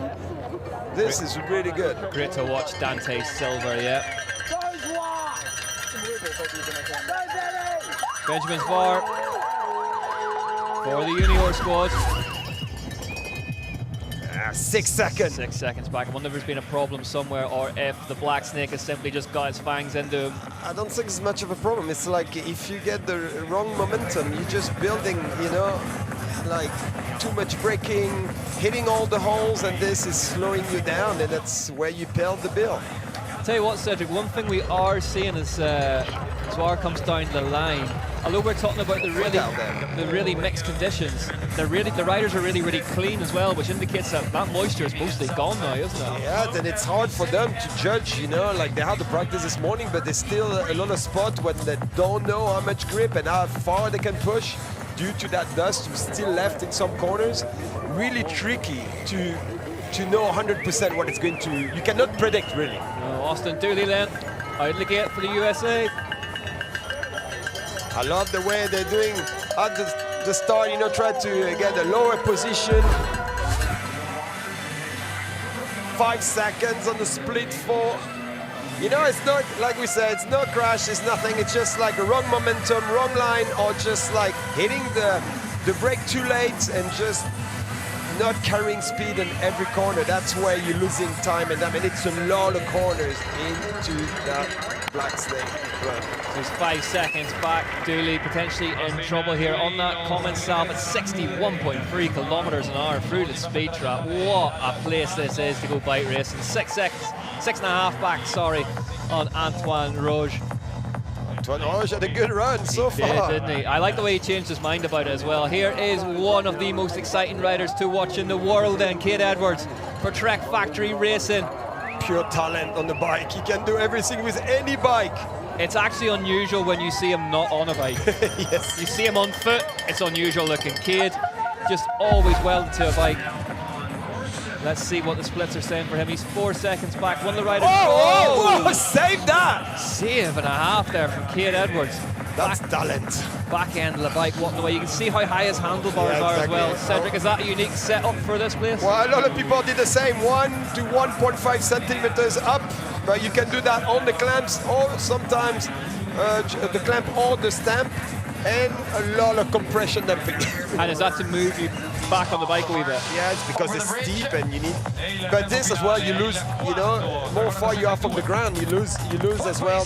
It's less precise. A bit of feel, a bit of front end feel, yeah. Exactly. You feel like the front, and already with the dust is already complicated, and it's a fine balance, I guess, for setup. Well, we've seen one super stylish rider. Here's another one. Hugo Freak's along for Commensal Studio. A little problem with the shoulder. Yesterday he said he was hurting, and his shoulder sometimes just is not strong enough. And yesterday he suffered a lot. I hope today it's good. It's all taped. Yeah, another one of those riders that you just see some of the images of Hugo Frixlon riding a push bike and you wish it was you. 5.2 seconds back though for the young Frenchman. Yeah, it's hard on his shoulder. It's really hard, and when it gets steep like this, I think he's suffering so much. Such a talented rider, incredible style. You see the way he have his handlebar all the way back. Yeah. All the way back. That is just how he runs them. Yes. Frixlon super low over there. Down the line then, 6.2 back on Antoine Roche. So these downhill race bikes, Cedric, just talk us through a bit of the geometry then, because the wheels are super far apart, really long wheelbase, really slack head angle, and it's all about going fast, isn't it? It's going fast, and having a long bike is to make it more stable on high speed. That's what you want. And slack angle as well is when you get steep, you don't feel like you're running over your fork. To have the bike balance sitting in the middle. Yeah, a lot of people choose a long bike this week. Yep, get the axles as far apart as possible to give yourself the most room to operate. Matt Walker then from New Zealand, a winner last time out in the Enduro World Cup in Val Di Sole, Trentino, just 2 hours away. Another incredible rider. He can do everything. 8.9 seconds back to Kiwi for Pivot Factory Racing on that older generation of Pivot Phoenix. Foot out. Yeah, going fast Walker in 2023. One of the good guys as well, just always smiling, always happy, just loves racing his bike. Just happy to be here and living the dream. 10.5 seconds back to the man then living the dream, Matt Walker. Brooke McDonald then. The Bulldog! The Bulldog on course. He's had some tough times here in Val Di Sole in the past, some big impacts over the years, but any loose rocks out on the track at the minute will be moving out of the way as we speak, because Brooke's on his way. Yeah, I think the rocks are afraid about Brooke McDonald when he's going down the hill. Everything is flying out from the back wheel, front wheel. Oh, I lose the front here. Oh, McDonald goes down, but he's straight back up again on that prototype Mondraker. Yeah, definitely crashed on the right spot there, like just not too many rocks. There's not many good places to crash No, around here. but this one is probably one of the best. Back to the top then, Dylan Maples of the USA leaves the start hut. Good contingent of young, fast Americans here. Yes, but this is a hard track. Yeah, it's moving away from Maples at the minute, 4.5 back, a south side 60 kilometers an hour. That turn looks like it's getting more and more excavated with every passing rider. It's difficult. They want the attack. They have to get in the final. It's not easy. I love the way he's playing there, like using the terrain, trying to be super active. You know, Brooke on the side here. Oh, late on braking and jump into that rut. Big time. Maples, yeah, you can see Britt McDonald making his way down behind him. I wonder if he's picked up a mechanical somewhere along the line. That's why he's cruising. I hope it's a mechanical and not an injury for the Bulldog, but he's back on the bike. Yep, looks down at it. Yeah, he's pushing the back wheel. Looks down at her again. Flatty or foot off around the big inside line. Famously took Sam Hill out in the 2008 World Champs run. Maples was 5.2. And North American, like you say, more and more. Like every country have 2 or 3 riders now. It's good for racing. It's Love good that. to see, isn't it? Jacob Jewett then for Pivot Factory Racing on one of those prototype machines. Yeah, 2.3 on split 3. This bike, as a lot of them are now, what's known as a mullet, so a slightly smaller rear wheel. And Cedric, does that just give the rider a bit more room off the back of it? Well, just a bike more playful, and 29 to be softer and less aggressive on the front, and the back wheel smaller. But I think when you're taller, you probably go for 29 and 29 wheels. But a lot of people, like you say, are on the mullet, the big wheel on the front and 27 at the back, 27.5, sorry. Yeah, called the mullet, of course, business up front, party out back. As we see Jewett for Canada down the line. Second place, good time from him, but still 1.4 off Roger's time. But did a good finish, like a really good bottom part of the wood section. Now here he is. Is it time to keep the gambas and the calamari in the pile? Angel Suarez Alonso, a lot of people talking about the speed that this young man has in the practice sessions this year. Yeah, but he's not 100%, you know, his ankle, not ankle, but the heel. The heel? Yeah, it's hurting. Yesterday he was shaking at the finish. Such a strong man. Just the worst place to have any kind of injury. Yeah. Well, you know, so you have rough. to come here like 100%. He's good. He's you know, in he's touch, in contact. He's in touch. He's within a second now of the fastest time. I'm sure he's suffering because yesterday, wow, I saw his leg was just shaking at the finish line. His head was hurting. Angel Suarez Alonso on that Uno bike heads down the line. Is he going to get himself into the finals here? Yeah, lost a little bit of time, but he was in touch all the way. Not a whole lot of time. No. Yeah, no, he's in touch, and you see straight no, to he's that saying, leg. like, look, it's like the way, you know, he's not pushing his heel down. He's hurting. Well, stand by your beds. Anything could happen. It's Adam Brayton, the Keswick Kestrel. Let's fly in Val Di Sole once again.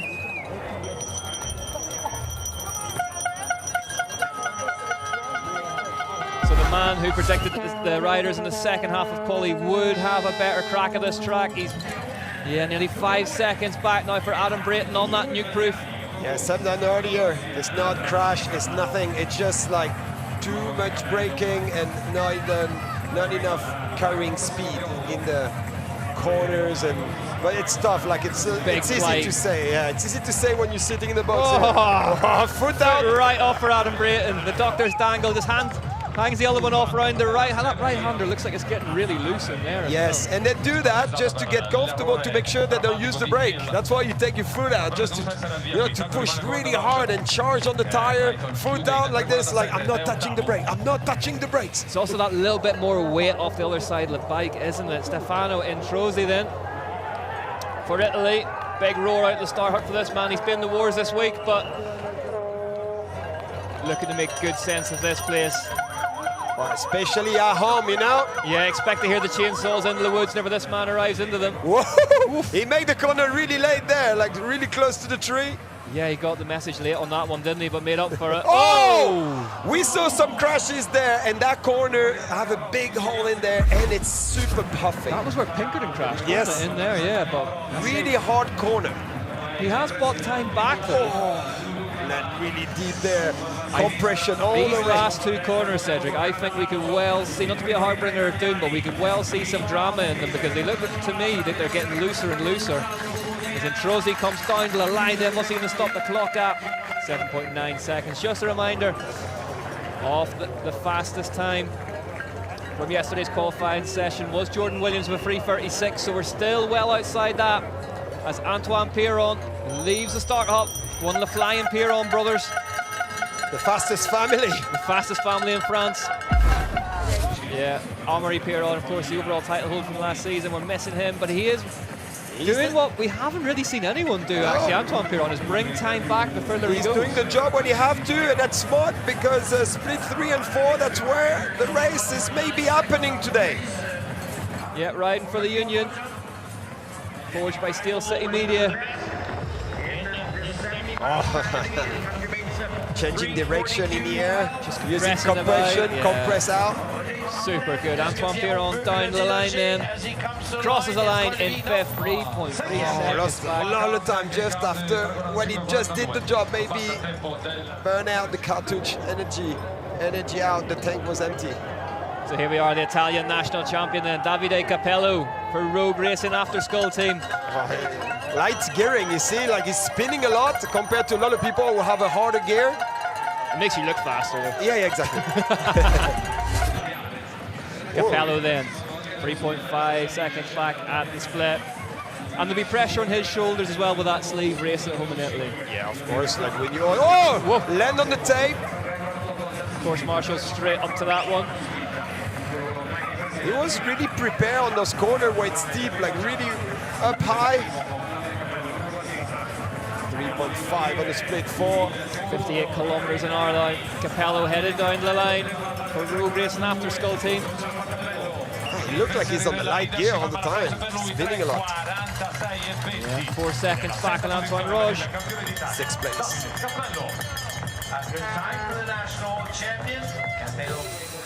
And another Piron takes the start hut. Never ends. Baptiste then for Dorval, AM Commensal. Teammate of Benoit Coulange, who we will see later on this afternoon. Coulange, many people's dark horse this weekend to finally get that elite World Cup win. He deserves one, doesn't he, Cedric? He deserves, he looked good on the track, he's confident, he's quiet. I like what he's doing. Baptiste Piron then has found half a second. Yes, but he lost a little bit on split 3, but a lot of time you can make all the way to the finish line. There's still plenty of time up there on this Italian hillside. You just got to be prepared to roll the dice to find it. Yeah, you can see he's waiting to finish the corner to jump on those pedals. Cedric, are you seeing the track evolve at all from what we saw earlier on this morning? Has it changed much since we started racing? It changed. It changed. It's getting deeper. It's getting more rough. The holes are deeper, and the braking zone, the braking bumps are getting bigger. Here we go then, Roger Vieira, the Brazilian who does his racing in the UK. We saw him have that horror crash in practice. I was actually stood beside it whenever the frame split in two in a compression. I saw him the other day bringing the bike to GT, getting the really up line here, like really nice. Yeah, there for Vieira. Really steady. Outside, all the way outside. I saw a couple riders trying, and a lot of roots sticking out on that outside line. I saw Loic trying 2 different lines on practice. Here we go then, the UK national champion then, Greg Williams from Madison Saracen factory team, the big man from Tour in the Highlands, on that prototype Saracen bike. Struggling a little bit this weekend with hay fever, and still getting over those sinus issues that affected him at the first couple of rounds. Yet to see the best of Greg this year, but... different line here, all the way outside when people were sticking it inside. Yeah, he was surprised by the margins in quali yesterday. Lovely change of direction there. See, the dirt is still tricky, in some spot, way high here. Looking really good through there, Williamson. Yeah, different lines though. He's brought half a second back as well, so different well. line, way more round, less inside, less braking. I opened the curtains in my hotel room the other day to see him doing yoga outside it. Yeah, I saw the video, I saw. Yeah, I don't know if it was what I wanted to see first thing, but making good sense of this. Greg Williamson, big off that final jump. Oh, is it? Oh no, okay. He was drifting. I was like looking if he was okay on the back wheel was okay. Yeah, he was drifting a little bit. Really loose those last couple of turns. Then Williamson down to the line. I like the way he was thinking at the bottom part of the track, like using those lines. He didn't take the inside. More round, try to carry speed, less braking. I saw that yoga clears your mind, doesn't it? Yeah, exactly. Sinking outside the box. Yeah. Tehutu Ariki Penny then.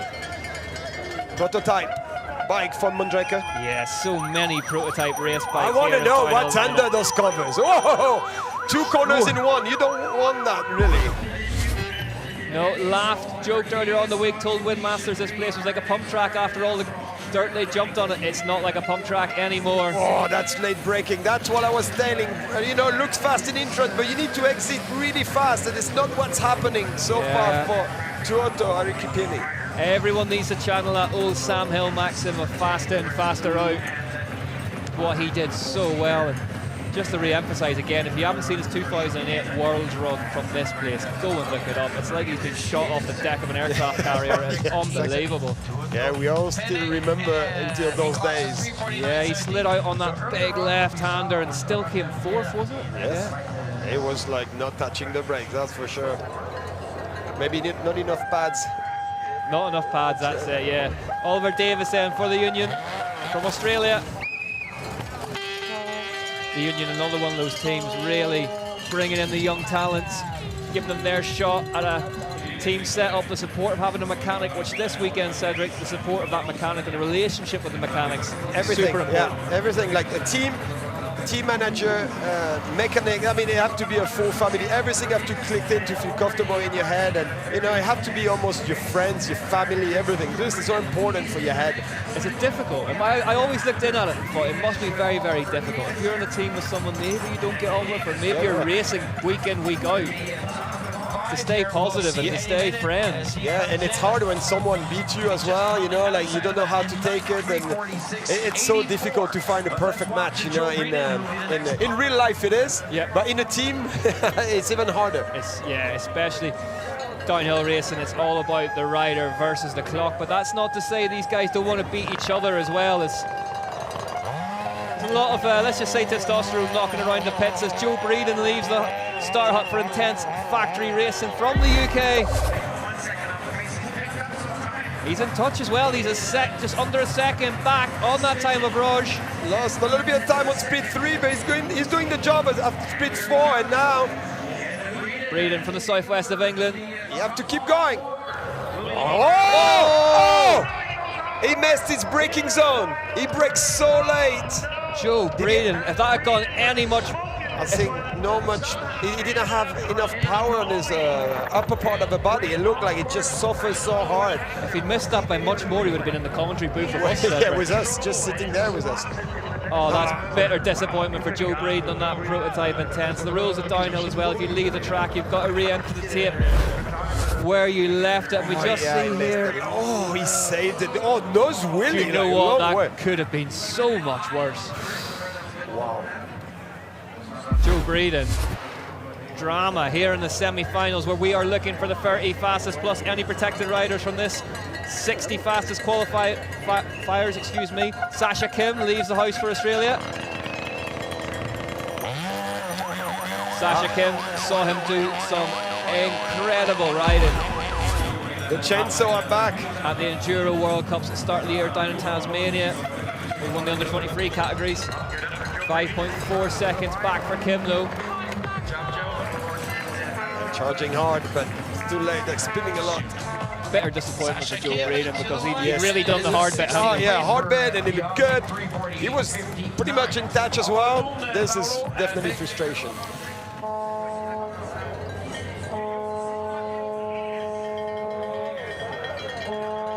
Matteo Niguez from France. Matteo Niguez for Commensal IC Studio then. Inside line with that speed. Looked like a sharp corner on that speed. Oh, dirt flying. Yep, doing his best to excavate the track. Yeah, he's attacking. Niguez 2.2 seconds behind at the 4 split. Fastest time still belonging to Antoine Roche. Oh, we see the line. You can just see where Braden went wrong there. He just got that slightly wrong. And it's so fast there. You miss your braking points and it's over. He did really, really well not to have a huge crash there, Joe Braden. 5th place for the French, Matteo Niguez. You'll be happy with that? Yeah, it's a good run.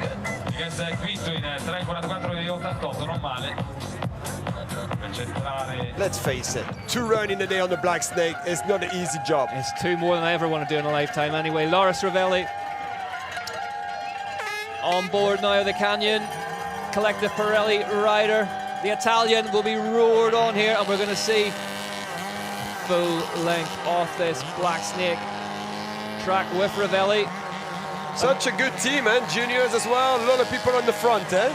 Yeah, really good setup. Really the satellite squad for that full factory Cannondale Collective effort, but they bring a really good mixture of young riders and experienced ones like Ravelli.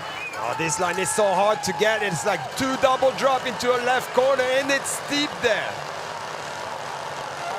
This is here. It's where a lot of things is happening off camber. You need to get your line.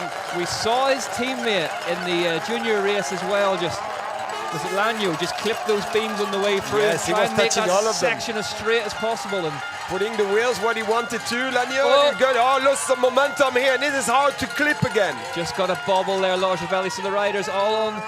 Oh, he's on the limit. The slightly confusing title of clipless pedals, which are clipped into. That means there's no toe clips. No, there is a clip on the sole of the shoe that keeps them in place and through those choppy sections, Cedric. Yeah, and it's hard to find the pedal again. He's doing the same. He had try to release the brakes and the hands and try to move the fingers because it's already hard for them. Yeah, we really are. We talked about Sam Hill earlier in the broadcast. Really seeing the flat pedal riders kind of disappearing from downhill now because tracks as rough as this, you want every part of your body bolted to the bike you can get. Yeah, and it's a lot easier to control the bike as well. Ravelli's just a second back now. He's had a couple of little bobbles, but he's kept the forward momentum rolling, which is crucial here. Well, we know on the split 2 for sure because he did some mistake. It was hard for him to get the feet on the pedal and on the clip. 27th from quali yesterday with a 3:44, so bear that number in mind, see if he can beat it. We're still waiting for the second split time here. Yeah, this is a hard section here. It's like 3 lines, really hard. I really like the outside because you get a lot more exit speed and it gives you a lot more speed for those wood sections. You can see as well in those patches of light, it's just absolutely bone dry powder dust. Oh, you see his body going forward like this, means like he's getting tired, really tired. And you see on the time he's 4.3 back. He was like trying, but at the same time the body part, the top, like was just like not taking it anymore. How hard is it as a racer to press that reset button whenever you just make a little mistake? Sometimes you can press as much as you want. When you're tired, you're tired. You know, you can press as much button as you want, you know. Your body say, I have enough. I know that feeling, don't worry about it. 58.8 kilometers an hour then for Ravelli. Yeah, he's suffering on split 2 and 3. It's a big bike, that Canyon Sender, isn't it? Really, really long, perfect for these really steep tracks. Yeah, it's good when it's, you know, don't have like tight corners because sometimes as well having like a slack head and go on the outside line like Williamson, you know, it's hard to place the bike when you want to, when it's really tight. You know, it's a fine balance as well, having a really slack when the fork is open on the front and a really long bike. It's really stable on high speed, but it's not good everywhere. On that track, yes, because you need to go fast. Downhill really about that trade-off and bike setup and how you want it to work this place perhaps more than any other, because you want it to be able to track over the routes in those really steep sections, but also you want it to be composed in the really fast compressions. Ravelli crosses the line in 13th. He knows there was mistakes in that one as well. Yeah, and he kept building those mistakes all the way down because he was getting tired, and this is so tough. Simon Chapelet then for Cube Factory Racing, the Frenchman. Sharing the team with Max Otterston and Danny Hart. Danny Hart, of course, a master of this place. We'll see him shortly. Looking good in practice. Looking good in Sami, Danny Hart. Oh, good job on the split 4.1.9 for Simon Chapelet from France.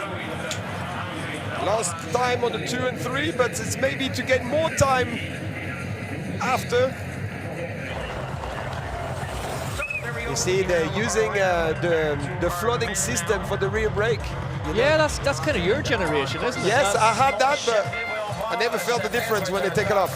Chapelet fits. So what Cedric's referring to there is a brake arm out the back of the bike that just allows the suspension not to be affected by the brake. Exactly, when you brake, it's still moving and not locking up the bike. Yeah, Busquets then for Commensal, Schwalbe.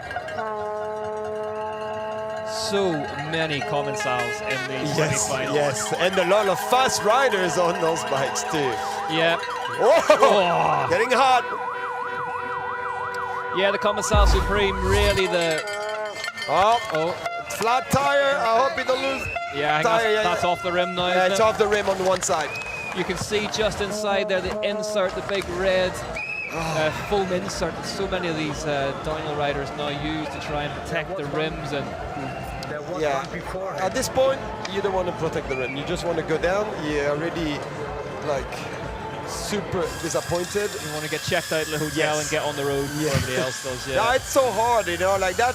The track is so hard in himself, and all of a sudden you have a mechanical. It's so hard. It's not the fault of anyone. It's just the way it is. A rock in the wrong spot, and just you unclip your tire, or just like a big case somewhere, and that's a mechanical sport. That's the way it is. Good sportsmanship though from Busquets. Just pulls over to make sure he's not impeding the rider behind him, who is Mark Wallace, the Shark for Norco Factory team, the Canadian.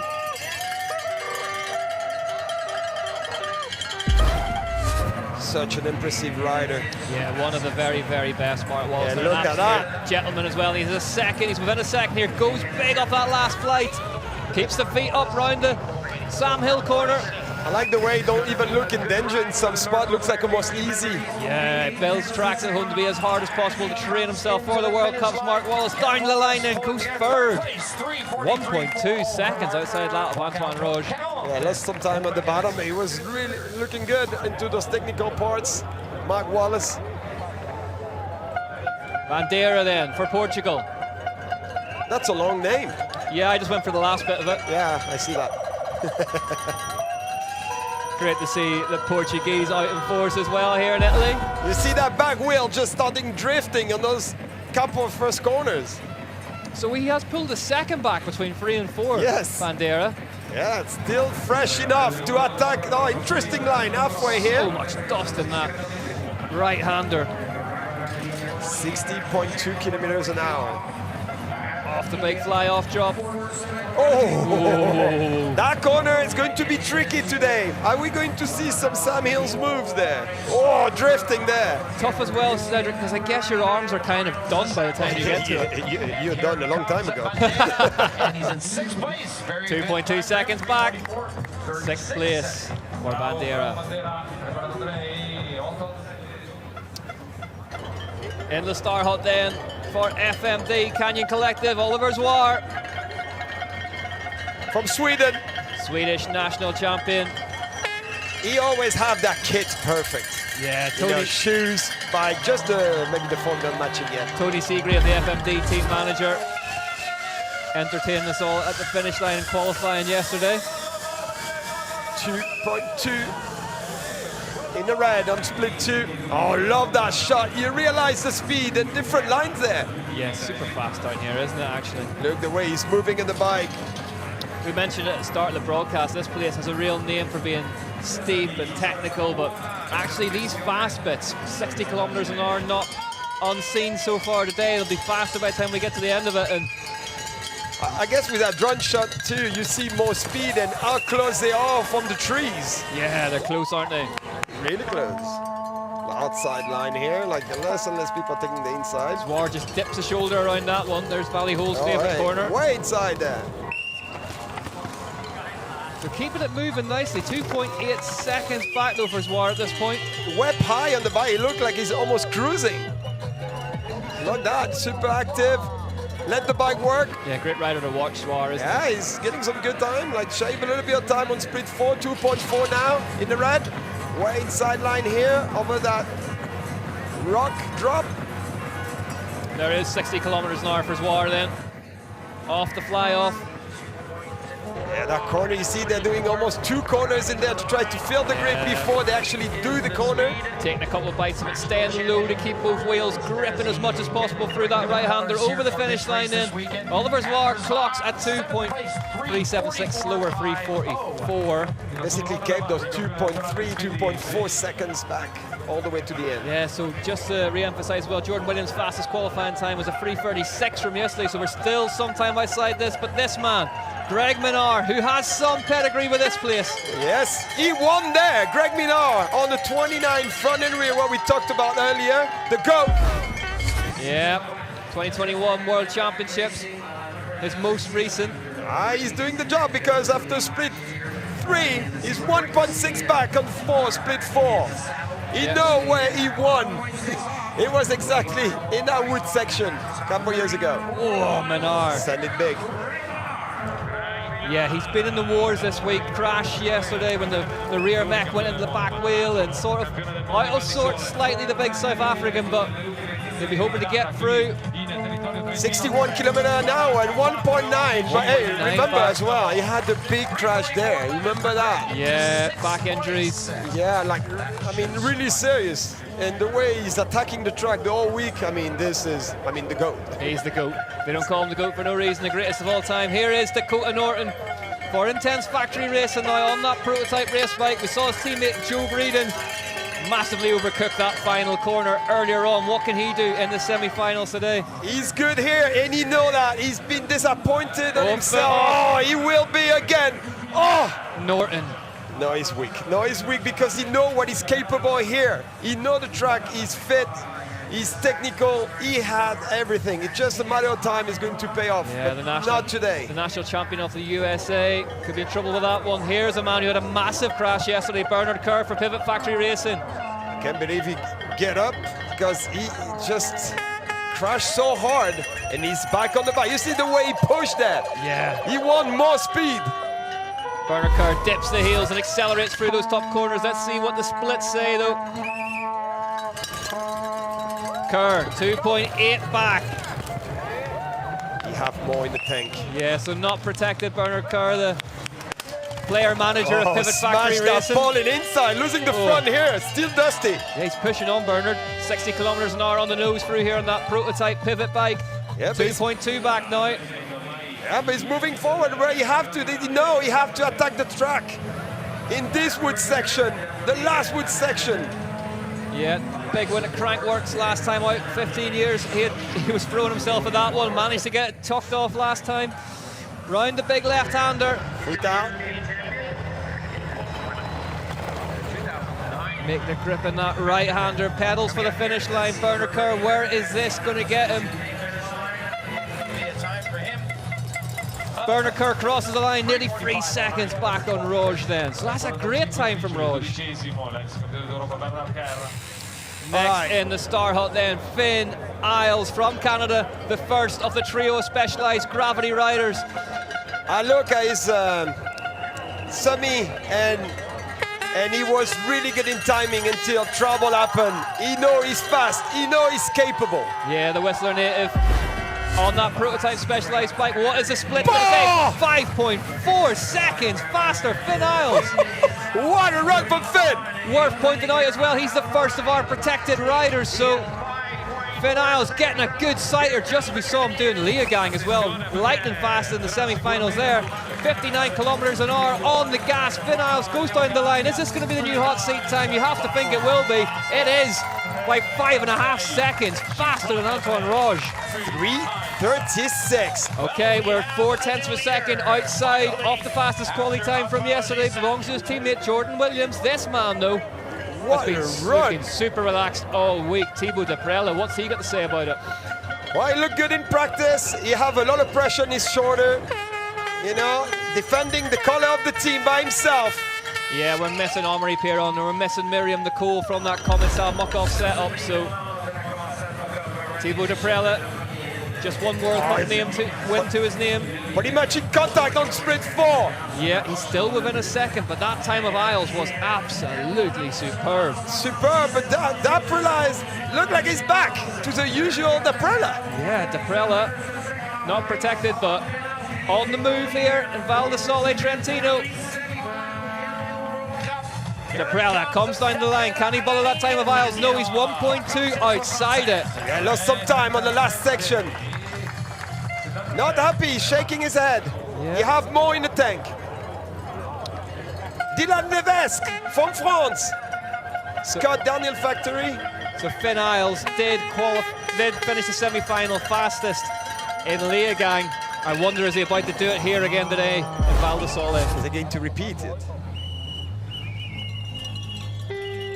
5.5 back now for Dylan Levesque. That's 9.6 now. Wow. Cedric, we talked earlier about just the team dynamics and how difficult it is to get a team to be a cohesive thing. When you've got 3 riders, Finn Isles, Lloyd Bruni and Jordan Williams going for wins, difficult balancing act for Laurent maybe? Yeah, it's hard because you have to be good with everyone. You no preference, and you want to push everyone to give the best. But yeah, I think it's a good position for them as well. I mean, they can put 3 on the podium. Yeah, it's not bad, is it, for Laurent Delorme, the team manager. Dylan Levesque over the line, 6.9 seconds back on the time of Finn Isles. Oh, I'm not happy. We saw something big yesterday from Rémi Thirion. He can make good things, like even with Rémi, his teammate Smith. Rémi is really technical. He can make good things happen, especially on the technical part. Yeah, Rémi Thirion, really one of the best French riders of this generation. He's 7 back, struggling into the technical woods, the section. The 33-year-old for Giant Factory Off-Road. Definitely love the kit, the bike matching. The retro bike. It needs a red fork though, doesn't it? Yeah. But anyway, like, we're nitpicking just to go with that full retro look of the Giants from the early 90s. But here is Thirion on his way to the line now, 7.8 seconds back. Manual after that corner, Thirion style, hard on the pedals all the way to the finish. 8 seconds back. 8.5. That gives you an idea of how good that run from Isles was. No, it was a great run because. Another one. Well, as I pause to catch my breath, here's Lloyd Bruni for Specialized Gravity, the teammate of the man currently in the hot seat as we speak. Looking good at the top, looking fast, really composed, quiet. Slightly out of sorts this weekend, not a big fan of this place. He's never won here.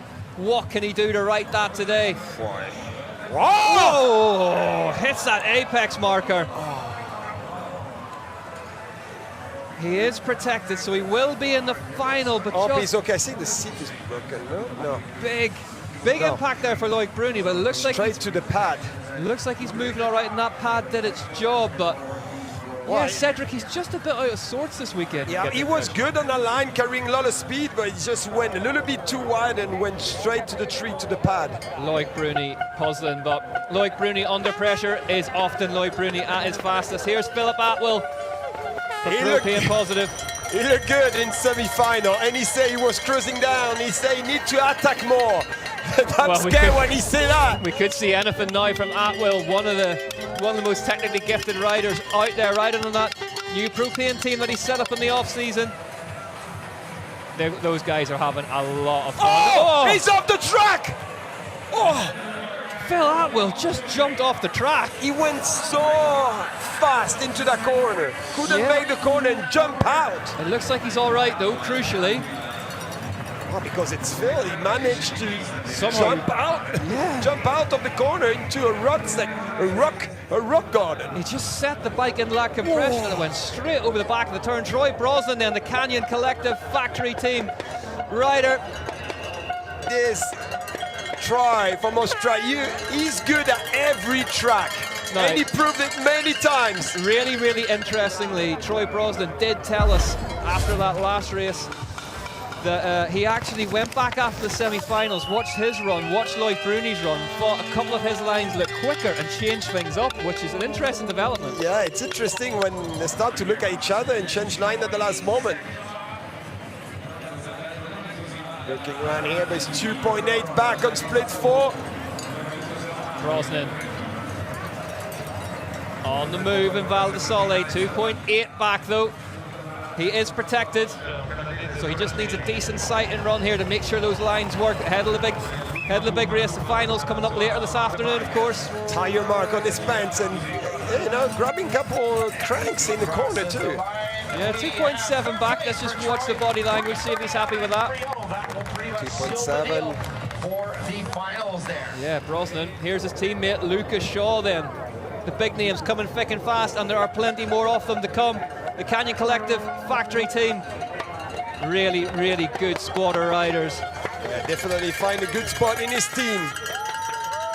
Yeah, Lucas Shaw spent a couple of disappointing years on board Santa Cruz Syndicate, but this move to Canyon Collective really seems to be unlocking his potential again. 5.5 back on split 4. Lost a lot of time in his wood section. Side line. Going to see a lot of different lines there for the last riders.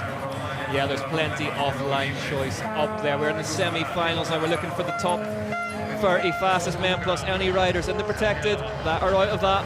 That's what we want to see though, line choice. We want to see like creativity, we want to see like different choice, what is better for each rider. Yeah, really different set of circumstances here today as we see Lucas Shaw go 5th fastest. And a couple of tracks we've had earlier in the year, bullet fast, where any tiny mistake is time off the clock. But this man, Ronan Dunn, will look to tame the Black Snake. Really good in Leo Gang. Absolutely tore qualifying apart yesterday. Really, really put the place to the sword, and Ronan Dunn, one of the most exciting young talents in mountain biking at the minute. He's 5.3 seconds back though, national champion of Ireland. Off that big inside line, that's where... You know, when you see him moving like it's fast, but it's just like maybe too much braking and all. Oh, he started big on that drop. Going really, really deep as he was always going to do. Let's be honest, Ronan Dunn. You have to be really gentle on the brakes today, especially on that wood section. He carry speed. He was 8th last time out. He was 14th in the semi-final. Ronan Dunn crosses the line in 4th, so a really, really good run there from Dunn. 3:36. Finn Isles' current fastest qualifier time, just outside that of Jordan Williams, his teammate from qualifying yesterday. Matt Walker from Madison Saracen factory team then, on the move. Yeah, looking quick at the top. We've yet to see this man get back to his best form, really. 2020 overall title holder. Took his first win in Leogang last time out, last year. So hard, and you see that big compression, like a big compression between two steep parts. This is really hard to control the bike, and you have to brake on a flat section. This is really hard, especially, you know, almost at the end of the run. This track looks like it's really bedding in perfectly with Cedric after all that rain last It looks night. really good, and a lot more dry than this morning already. Yeah, Walker then. What is he going to stop the clock at as he comes down the line? Matt Walker goes into fourth, so good time from him. Yes, he's building back his confidence. He's getting closer.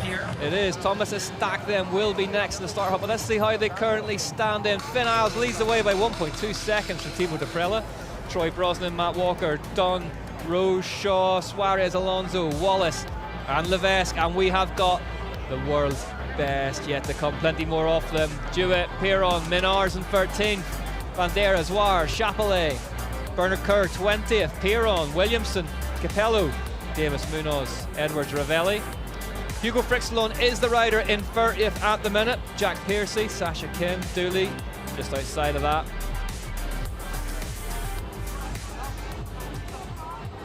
So we are looking for the top 30 plus any protected riders who finish outside of that. Here's your final 10 then, ladies and gentlemen. Thomas Estac is up next, then Vergier, Hart, Kolb, Remy, Meyer, Smith, Charlie Hatton, Coulange, Goldstone, Greenland, and Jordan Williams, the fastest qualifier from yesterday. Oof. Oh, it's going to be intense from now on. It's heating up, isn't it? In this semi-final in Val Di Sole, Trentino. Here is Thomas Estac then for the Commensal IC studio. The guy who loved the meat. He loves the meat. He loves to go fast, doesn't he? Yes, he is talented on the bike. He always did good here. He's capable. Oh, charging hard on those bike park corners. There was a couple of clips of him here a few years ago where he was doing lines that no one else went near Thomas Estac. Yeah, and always having like the best time on the hardest technical part of the course. That's why he performs, that's why he's good when everything is clicking right. Oh, hitting the perfect line here. Yeah. This is so tough right away, you know, big compression. You have to control the bike because, you know, it just have like 1 or 2 lines. Oh, really early there. Yeah. Really early. Finish the corner, like try to get massive speed. It just goes to the inside there as well. Yeah, but inside to get the outside line there. Some people keep the inside all the way. So he's 0.8 of a second. Oh, nice now. one there. Big Outside. double. Oh, Oh. same mistake than Loic. Same mistake as Bruni, but I mean, the run has kind of gone away from that, but straight back to it. Estac didn't lose as much time. He wasn't off the bike like Bruni was. He was looking good at the top. Definitely. Is he going to be able to reset the button? I'll tell you what, Cedric, a lot of that dappled light in the woods as well now. Quite tricky to see in there, I think. Yeah, really hard, and it's still, you know, that dust here in that corner. He's locked. He's chasing it now, isn't he? Yeah, he tried to get his momentum back, moving on the bike like this, tried to get more speed, push the bike. That corner drying out completely compared to what we saw first thing this morning. Yeah, it was really drifting. Now it's grippy, at least more. Real, look at the light through there. So hard to find your lines. Yeah, the sun is out. Thomas Estac then, we're still waiting for that second split time to see. It's fighting in couple of corners, but sometimes means business, but it's hard. Look at this, really, really. Oh, stalled a little bit there. So 3 different lines to play with through there, as Cedric pointed out he lost earlier. a lot of time. He was fighting so hard. Yeah, 5.7 back now for Estac. Yeah, it's basically, you know, when he made that mistake, just to come back to the normal speed, like you losing a lot of time there. It's not the mistake you make, it's more the time you bring back the bike to the speed it's supposed to go. And a lot of the time as well, when you make those little mistakes, those little bobbles, whenever you have to start again, you're completely in the wrong gear. Yeah, or but where you are in the everything, track. and in your head it's so difficult to be able to forget that mistake. Estac then just jumping over to set himself up wide as he heads down through this super fast chattery section. And really up high here over those roots. Oh, and when he's moving, he's looking good though. Oh, that corner is getting loose. Plenty of roost around that left-hander, clips that pole. We saw Bernard Kerr. We even hear the noise. 61.4 kilometers an hour.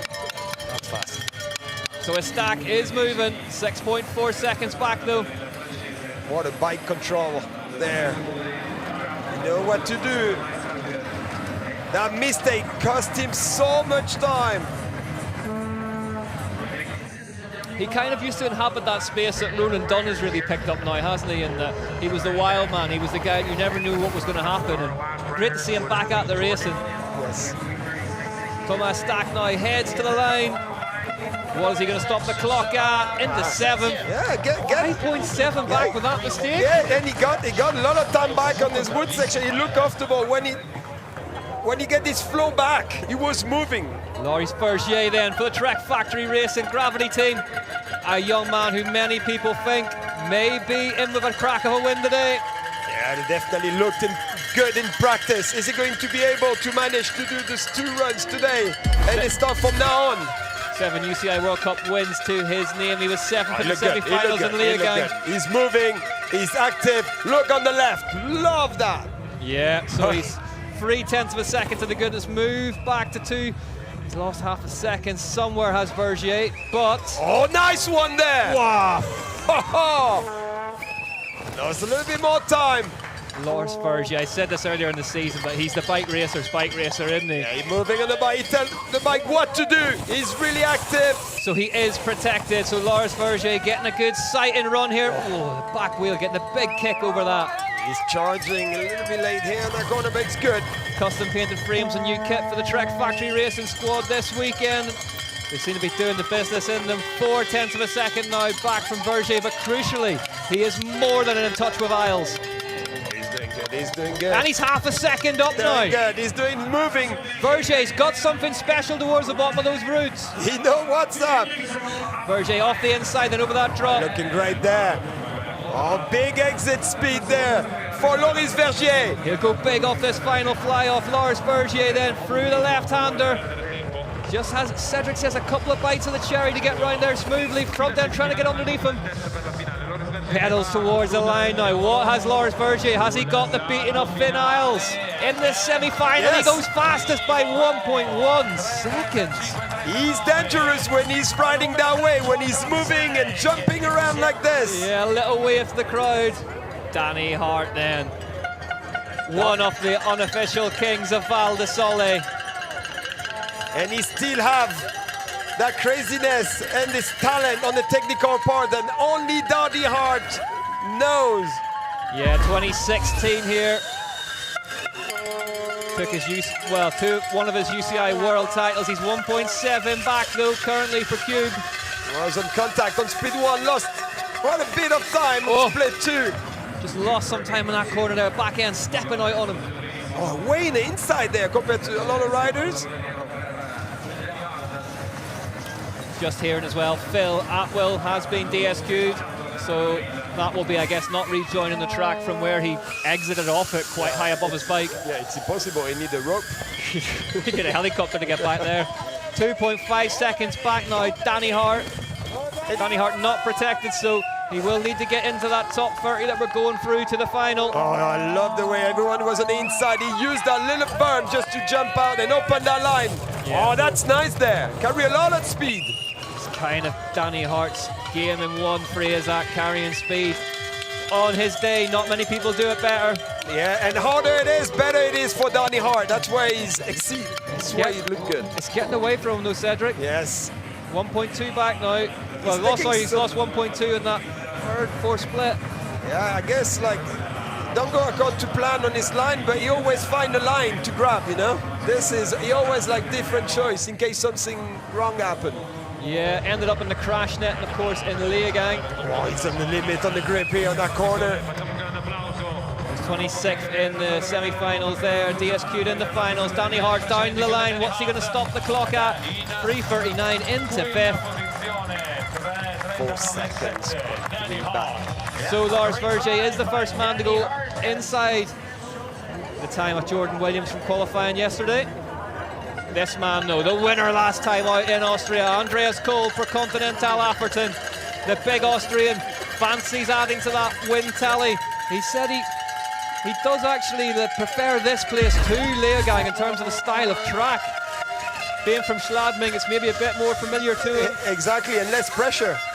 And he looked good there. He's moving, he's fast. Looking good, Kohl. What can the big Austrian do here? And he's a 10th of a second up. He's a 10th of a second up at about the 2/3 point now. Gained a lot of time in split 2. Kohl over that big gap. He have the physique to attack the last wood section. Oh, jumping in there between the two trees. He's been wearing a knee pad all week, just from a little tweak, a soft tissue tweak. Oh, really ran here. Andy Kolb motoring on. It took him 9 years to get to that first elite level World Cup win. He worked and he worked and he worked and he got it. We're back on the inside line there.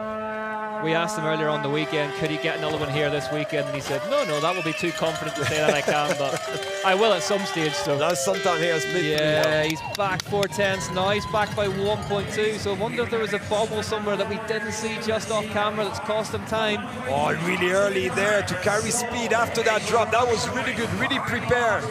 Yeah, Kolb is protected, so he will go through. So just getting his eye in for a final banzai assault on the Black Snake. That's a big man going down the hill. Yeah, he's a big guy. Through that right-hander now. Plenty of strength to hold himself onto that Atherton race bike. Oh. 2 seconds then. Andreas Kolb is back on that fastest time off Lars Vergier. Finn Isles currently second. Here is one of the stars of qualifying yesterday then. Remy Meyer-Smith for Jam Factory Off-Road. Capable, fast, technical, aggressive. Oh, a little bit off course here, a little bit. The younger of the two Meyer-Smith brothers. Luke, his elder brother, out currently with collarbone injury. Let's see what Meyer-Smith is doing. Whoa.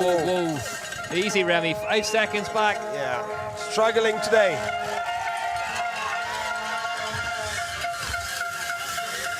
You know, when you get off that momentum, it's so hard on that track to get back into a good mood. Yeah, the 18-year-old. Plenty of racing ahead of him. 19th in the semi-finals in Leogang. 7 seconds back now, so maybe just overthinking this one a wee bit. Yeah, no, just making a mistake, and after that being outside the good tempo. It's like a little dance, you know, the Black Snake. You need to be bang, bang, bang, bang, bang. It's quite a violent dance, if we're honest, isn't it? It's no violent, it's guitar electric. Electric guitar. 61 kilometers an hour then. Remy Meyer-Smith is back by 7 seconds at the third split. Yeah, you know, 61 kilometers an hour, 7 seconds off on the split 3. He's matched his goggles with his gloves though, which for me is crucial. That's a great pro move. Yes. Meyer-Smith then 8.5 back now, so it is moving away from him slightly. Yeah, really hard to go back, you know, into the going forward when you make some mistakes. And this, the Black Snake, is really hard on you. 5 riders left at the top. Hatton, Coulange, Golston, Greenland and Williams as we see Meyer-Smith come down the line. Giving his best. Remy Meyer-Smith, 9.3 seconds back. There is confirmation of Hatton, Coulange, Golston, Greenland, Williams. 3 British riders in that top 5, a Frenchman and a Canadian. Oh, that's a different approach. It's a different warm-up. I haven't seen that one before, but listen, if it works for Jackson Golston, I'm fine with it. Charlie Hatton leaves the start hut then, went into the hot seat temporarily yesterday during qualifying. For Continental Atherton, a squad really buoyed by the return of Rachel Atherton earlier on this season. Andy Kolb's win, of course. They're riding high at the minute. Can Hatton reward their faith in him with a big result today? Definitely a team on the spotlight so far. Sunny and Leogang drying up. It's drying up. Charlie Hatton then from the first team in the UK. 24-year-old. He's been riding for Continental Atherton since 2019. Have him here now on the tech section. Oh, he's going off! Offline, land on that rock. I hope he's okay. Violent crash from Hatton there. Yeah, I hope he didn't smash his leg on that rock sticking out. He's okay. He's sitting upright, which is great to see, but puff of the cheeks, Charlie Hatton. Yeah, disappointing for sure. Went off and couldn't survive those 2 big drops. The medics are with him. Great to see him sitting up.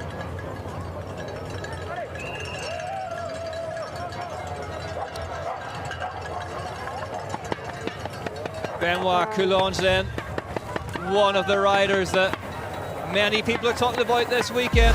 Yeah, quiet man, but when he put his goggles on, he's on fire. There aren't many people whose personality does not match their riding style away. I mean that in the nicest way possible. Yes. Benoit Coulange, he's such a mild-mannered, polite guy, and he gets on the bike and he's an absolute animal. And always have time for everyone. 1.8 back on split one. 1.8 back then.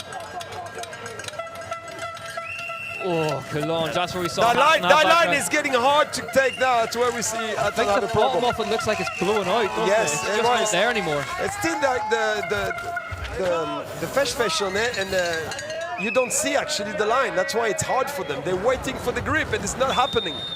Coulange then, 2.5 back, the big Frenchman.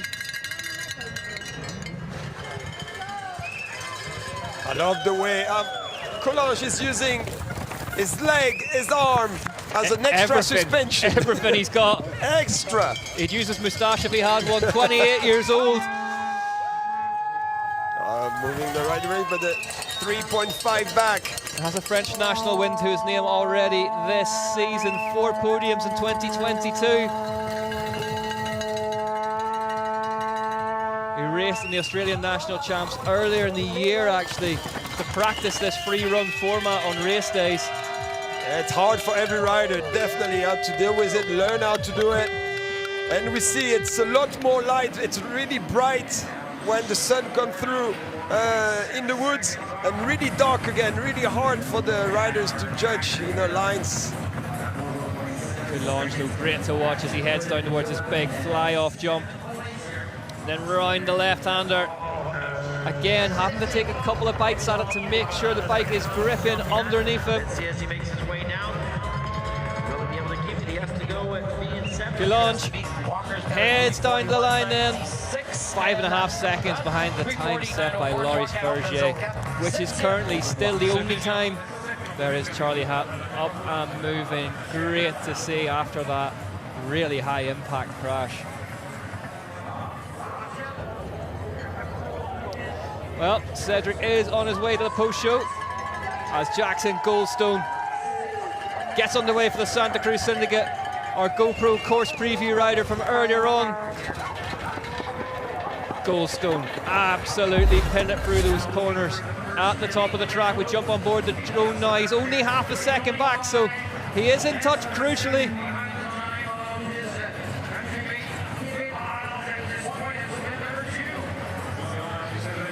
Goldstone keeping that Santa Cruz V10, the latest version, the 8th version of one of the most successful race chassis in the history of the sport, moving forward.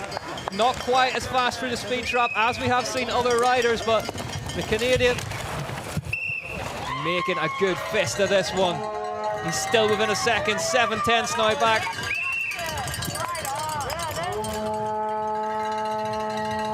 Oh. There aren't many people who can turn a bike on a sixpence like Jackson Goldstone. Clips that marker on the way through. Millimetre precision from the young Canadian. And it really is a matter of time before he collects his first Elite World Cup win. You'd have to think. He's protected. So this is another man on a sighting run for a big push in the finals, but where will Jackson Goldstone stop the clock? Power wheeling his way out of that right-hand corner. Jackson Goldstone down the line then, crosses the line. 1.2 behind Loris Vergier, so you get the impression that Vergier has done something special at the bottom of this track that has got some of the world's best scratching their heads. Laurie Greenland has had some great runs here over the years. He's won a World Cup here. The Santa Cruz Syndicate rider.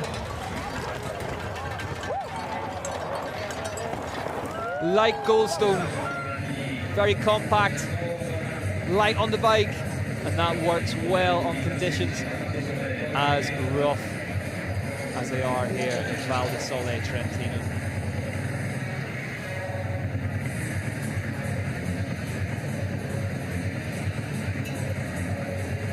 He took that win in Val Di Sole back in 2019.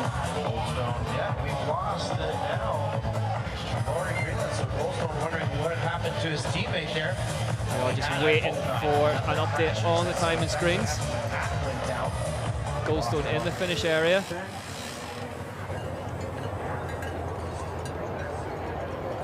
We're still waiting to find out what happened to Laurie Greenland as the fastest qualifier. Jordan Williams from the UK leaves the start hop. The man who took his first Elite World Cup win at the first time of Askin in Lenzerheide at the start of the year. For specialised gravity, here comes Jordan Williams, fastest qualifier yesterday. His time was a 3:36 yesterday, and he told us at the bottom that it was scrappy. There were mistakes in it. Can he wipe a few of those off the slate today? 6/10 back, just gets stalled slightly in that left-hand corner there. Another young man from the southwest of England.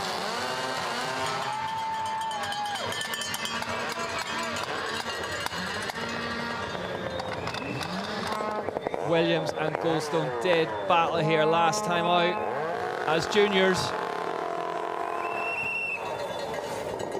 Williams won the battle in terms of the race win, but Goldstone won the war in terms of the overall title.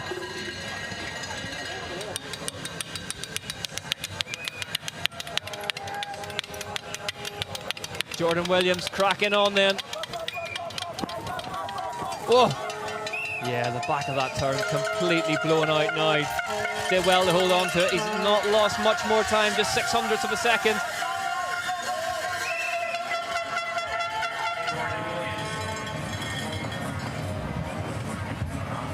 Jordan Williams proved yesterday, as if it needed proving, that that win at the first round of the year was by no means a fluke. 60 kilometers an hour through the speed trap with a young Englishman. He's found a 1/10 of a second. He's got plenty more track to play with. Williams, look at the impact through the bike on that really, really choppy section.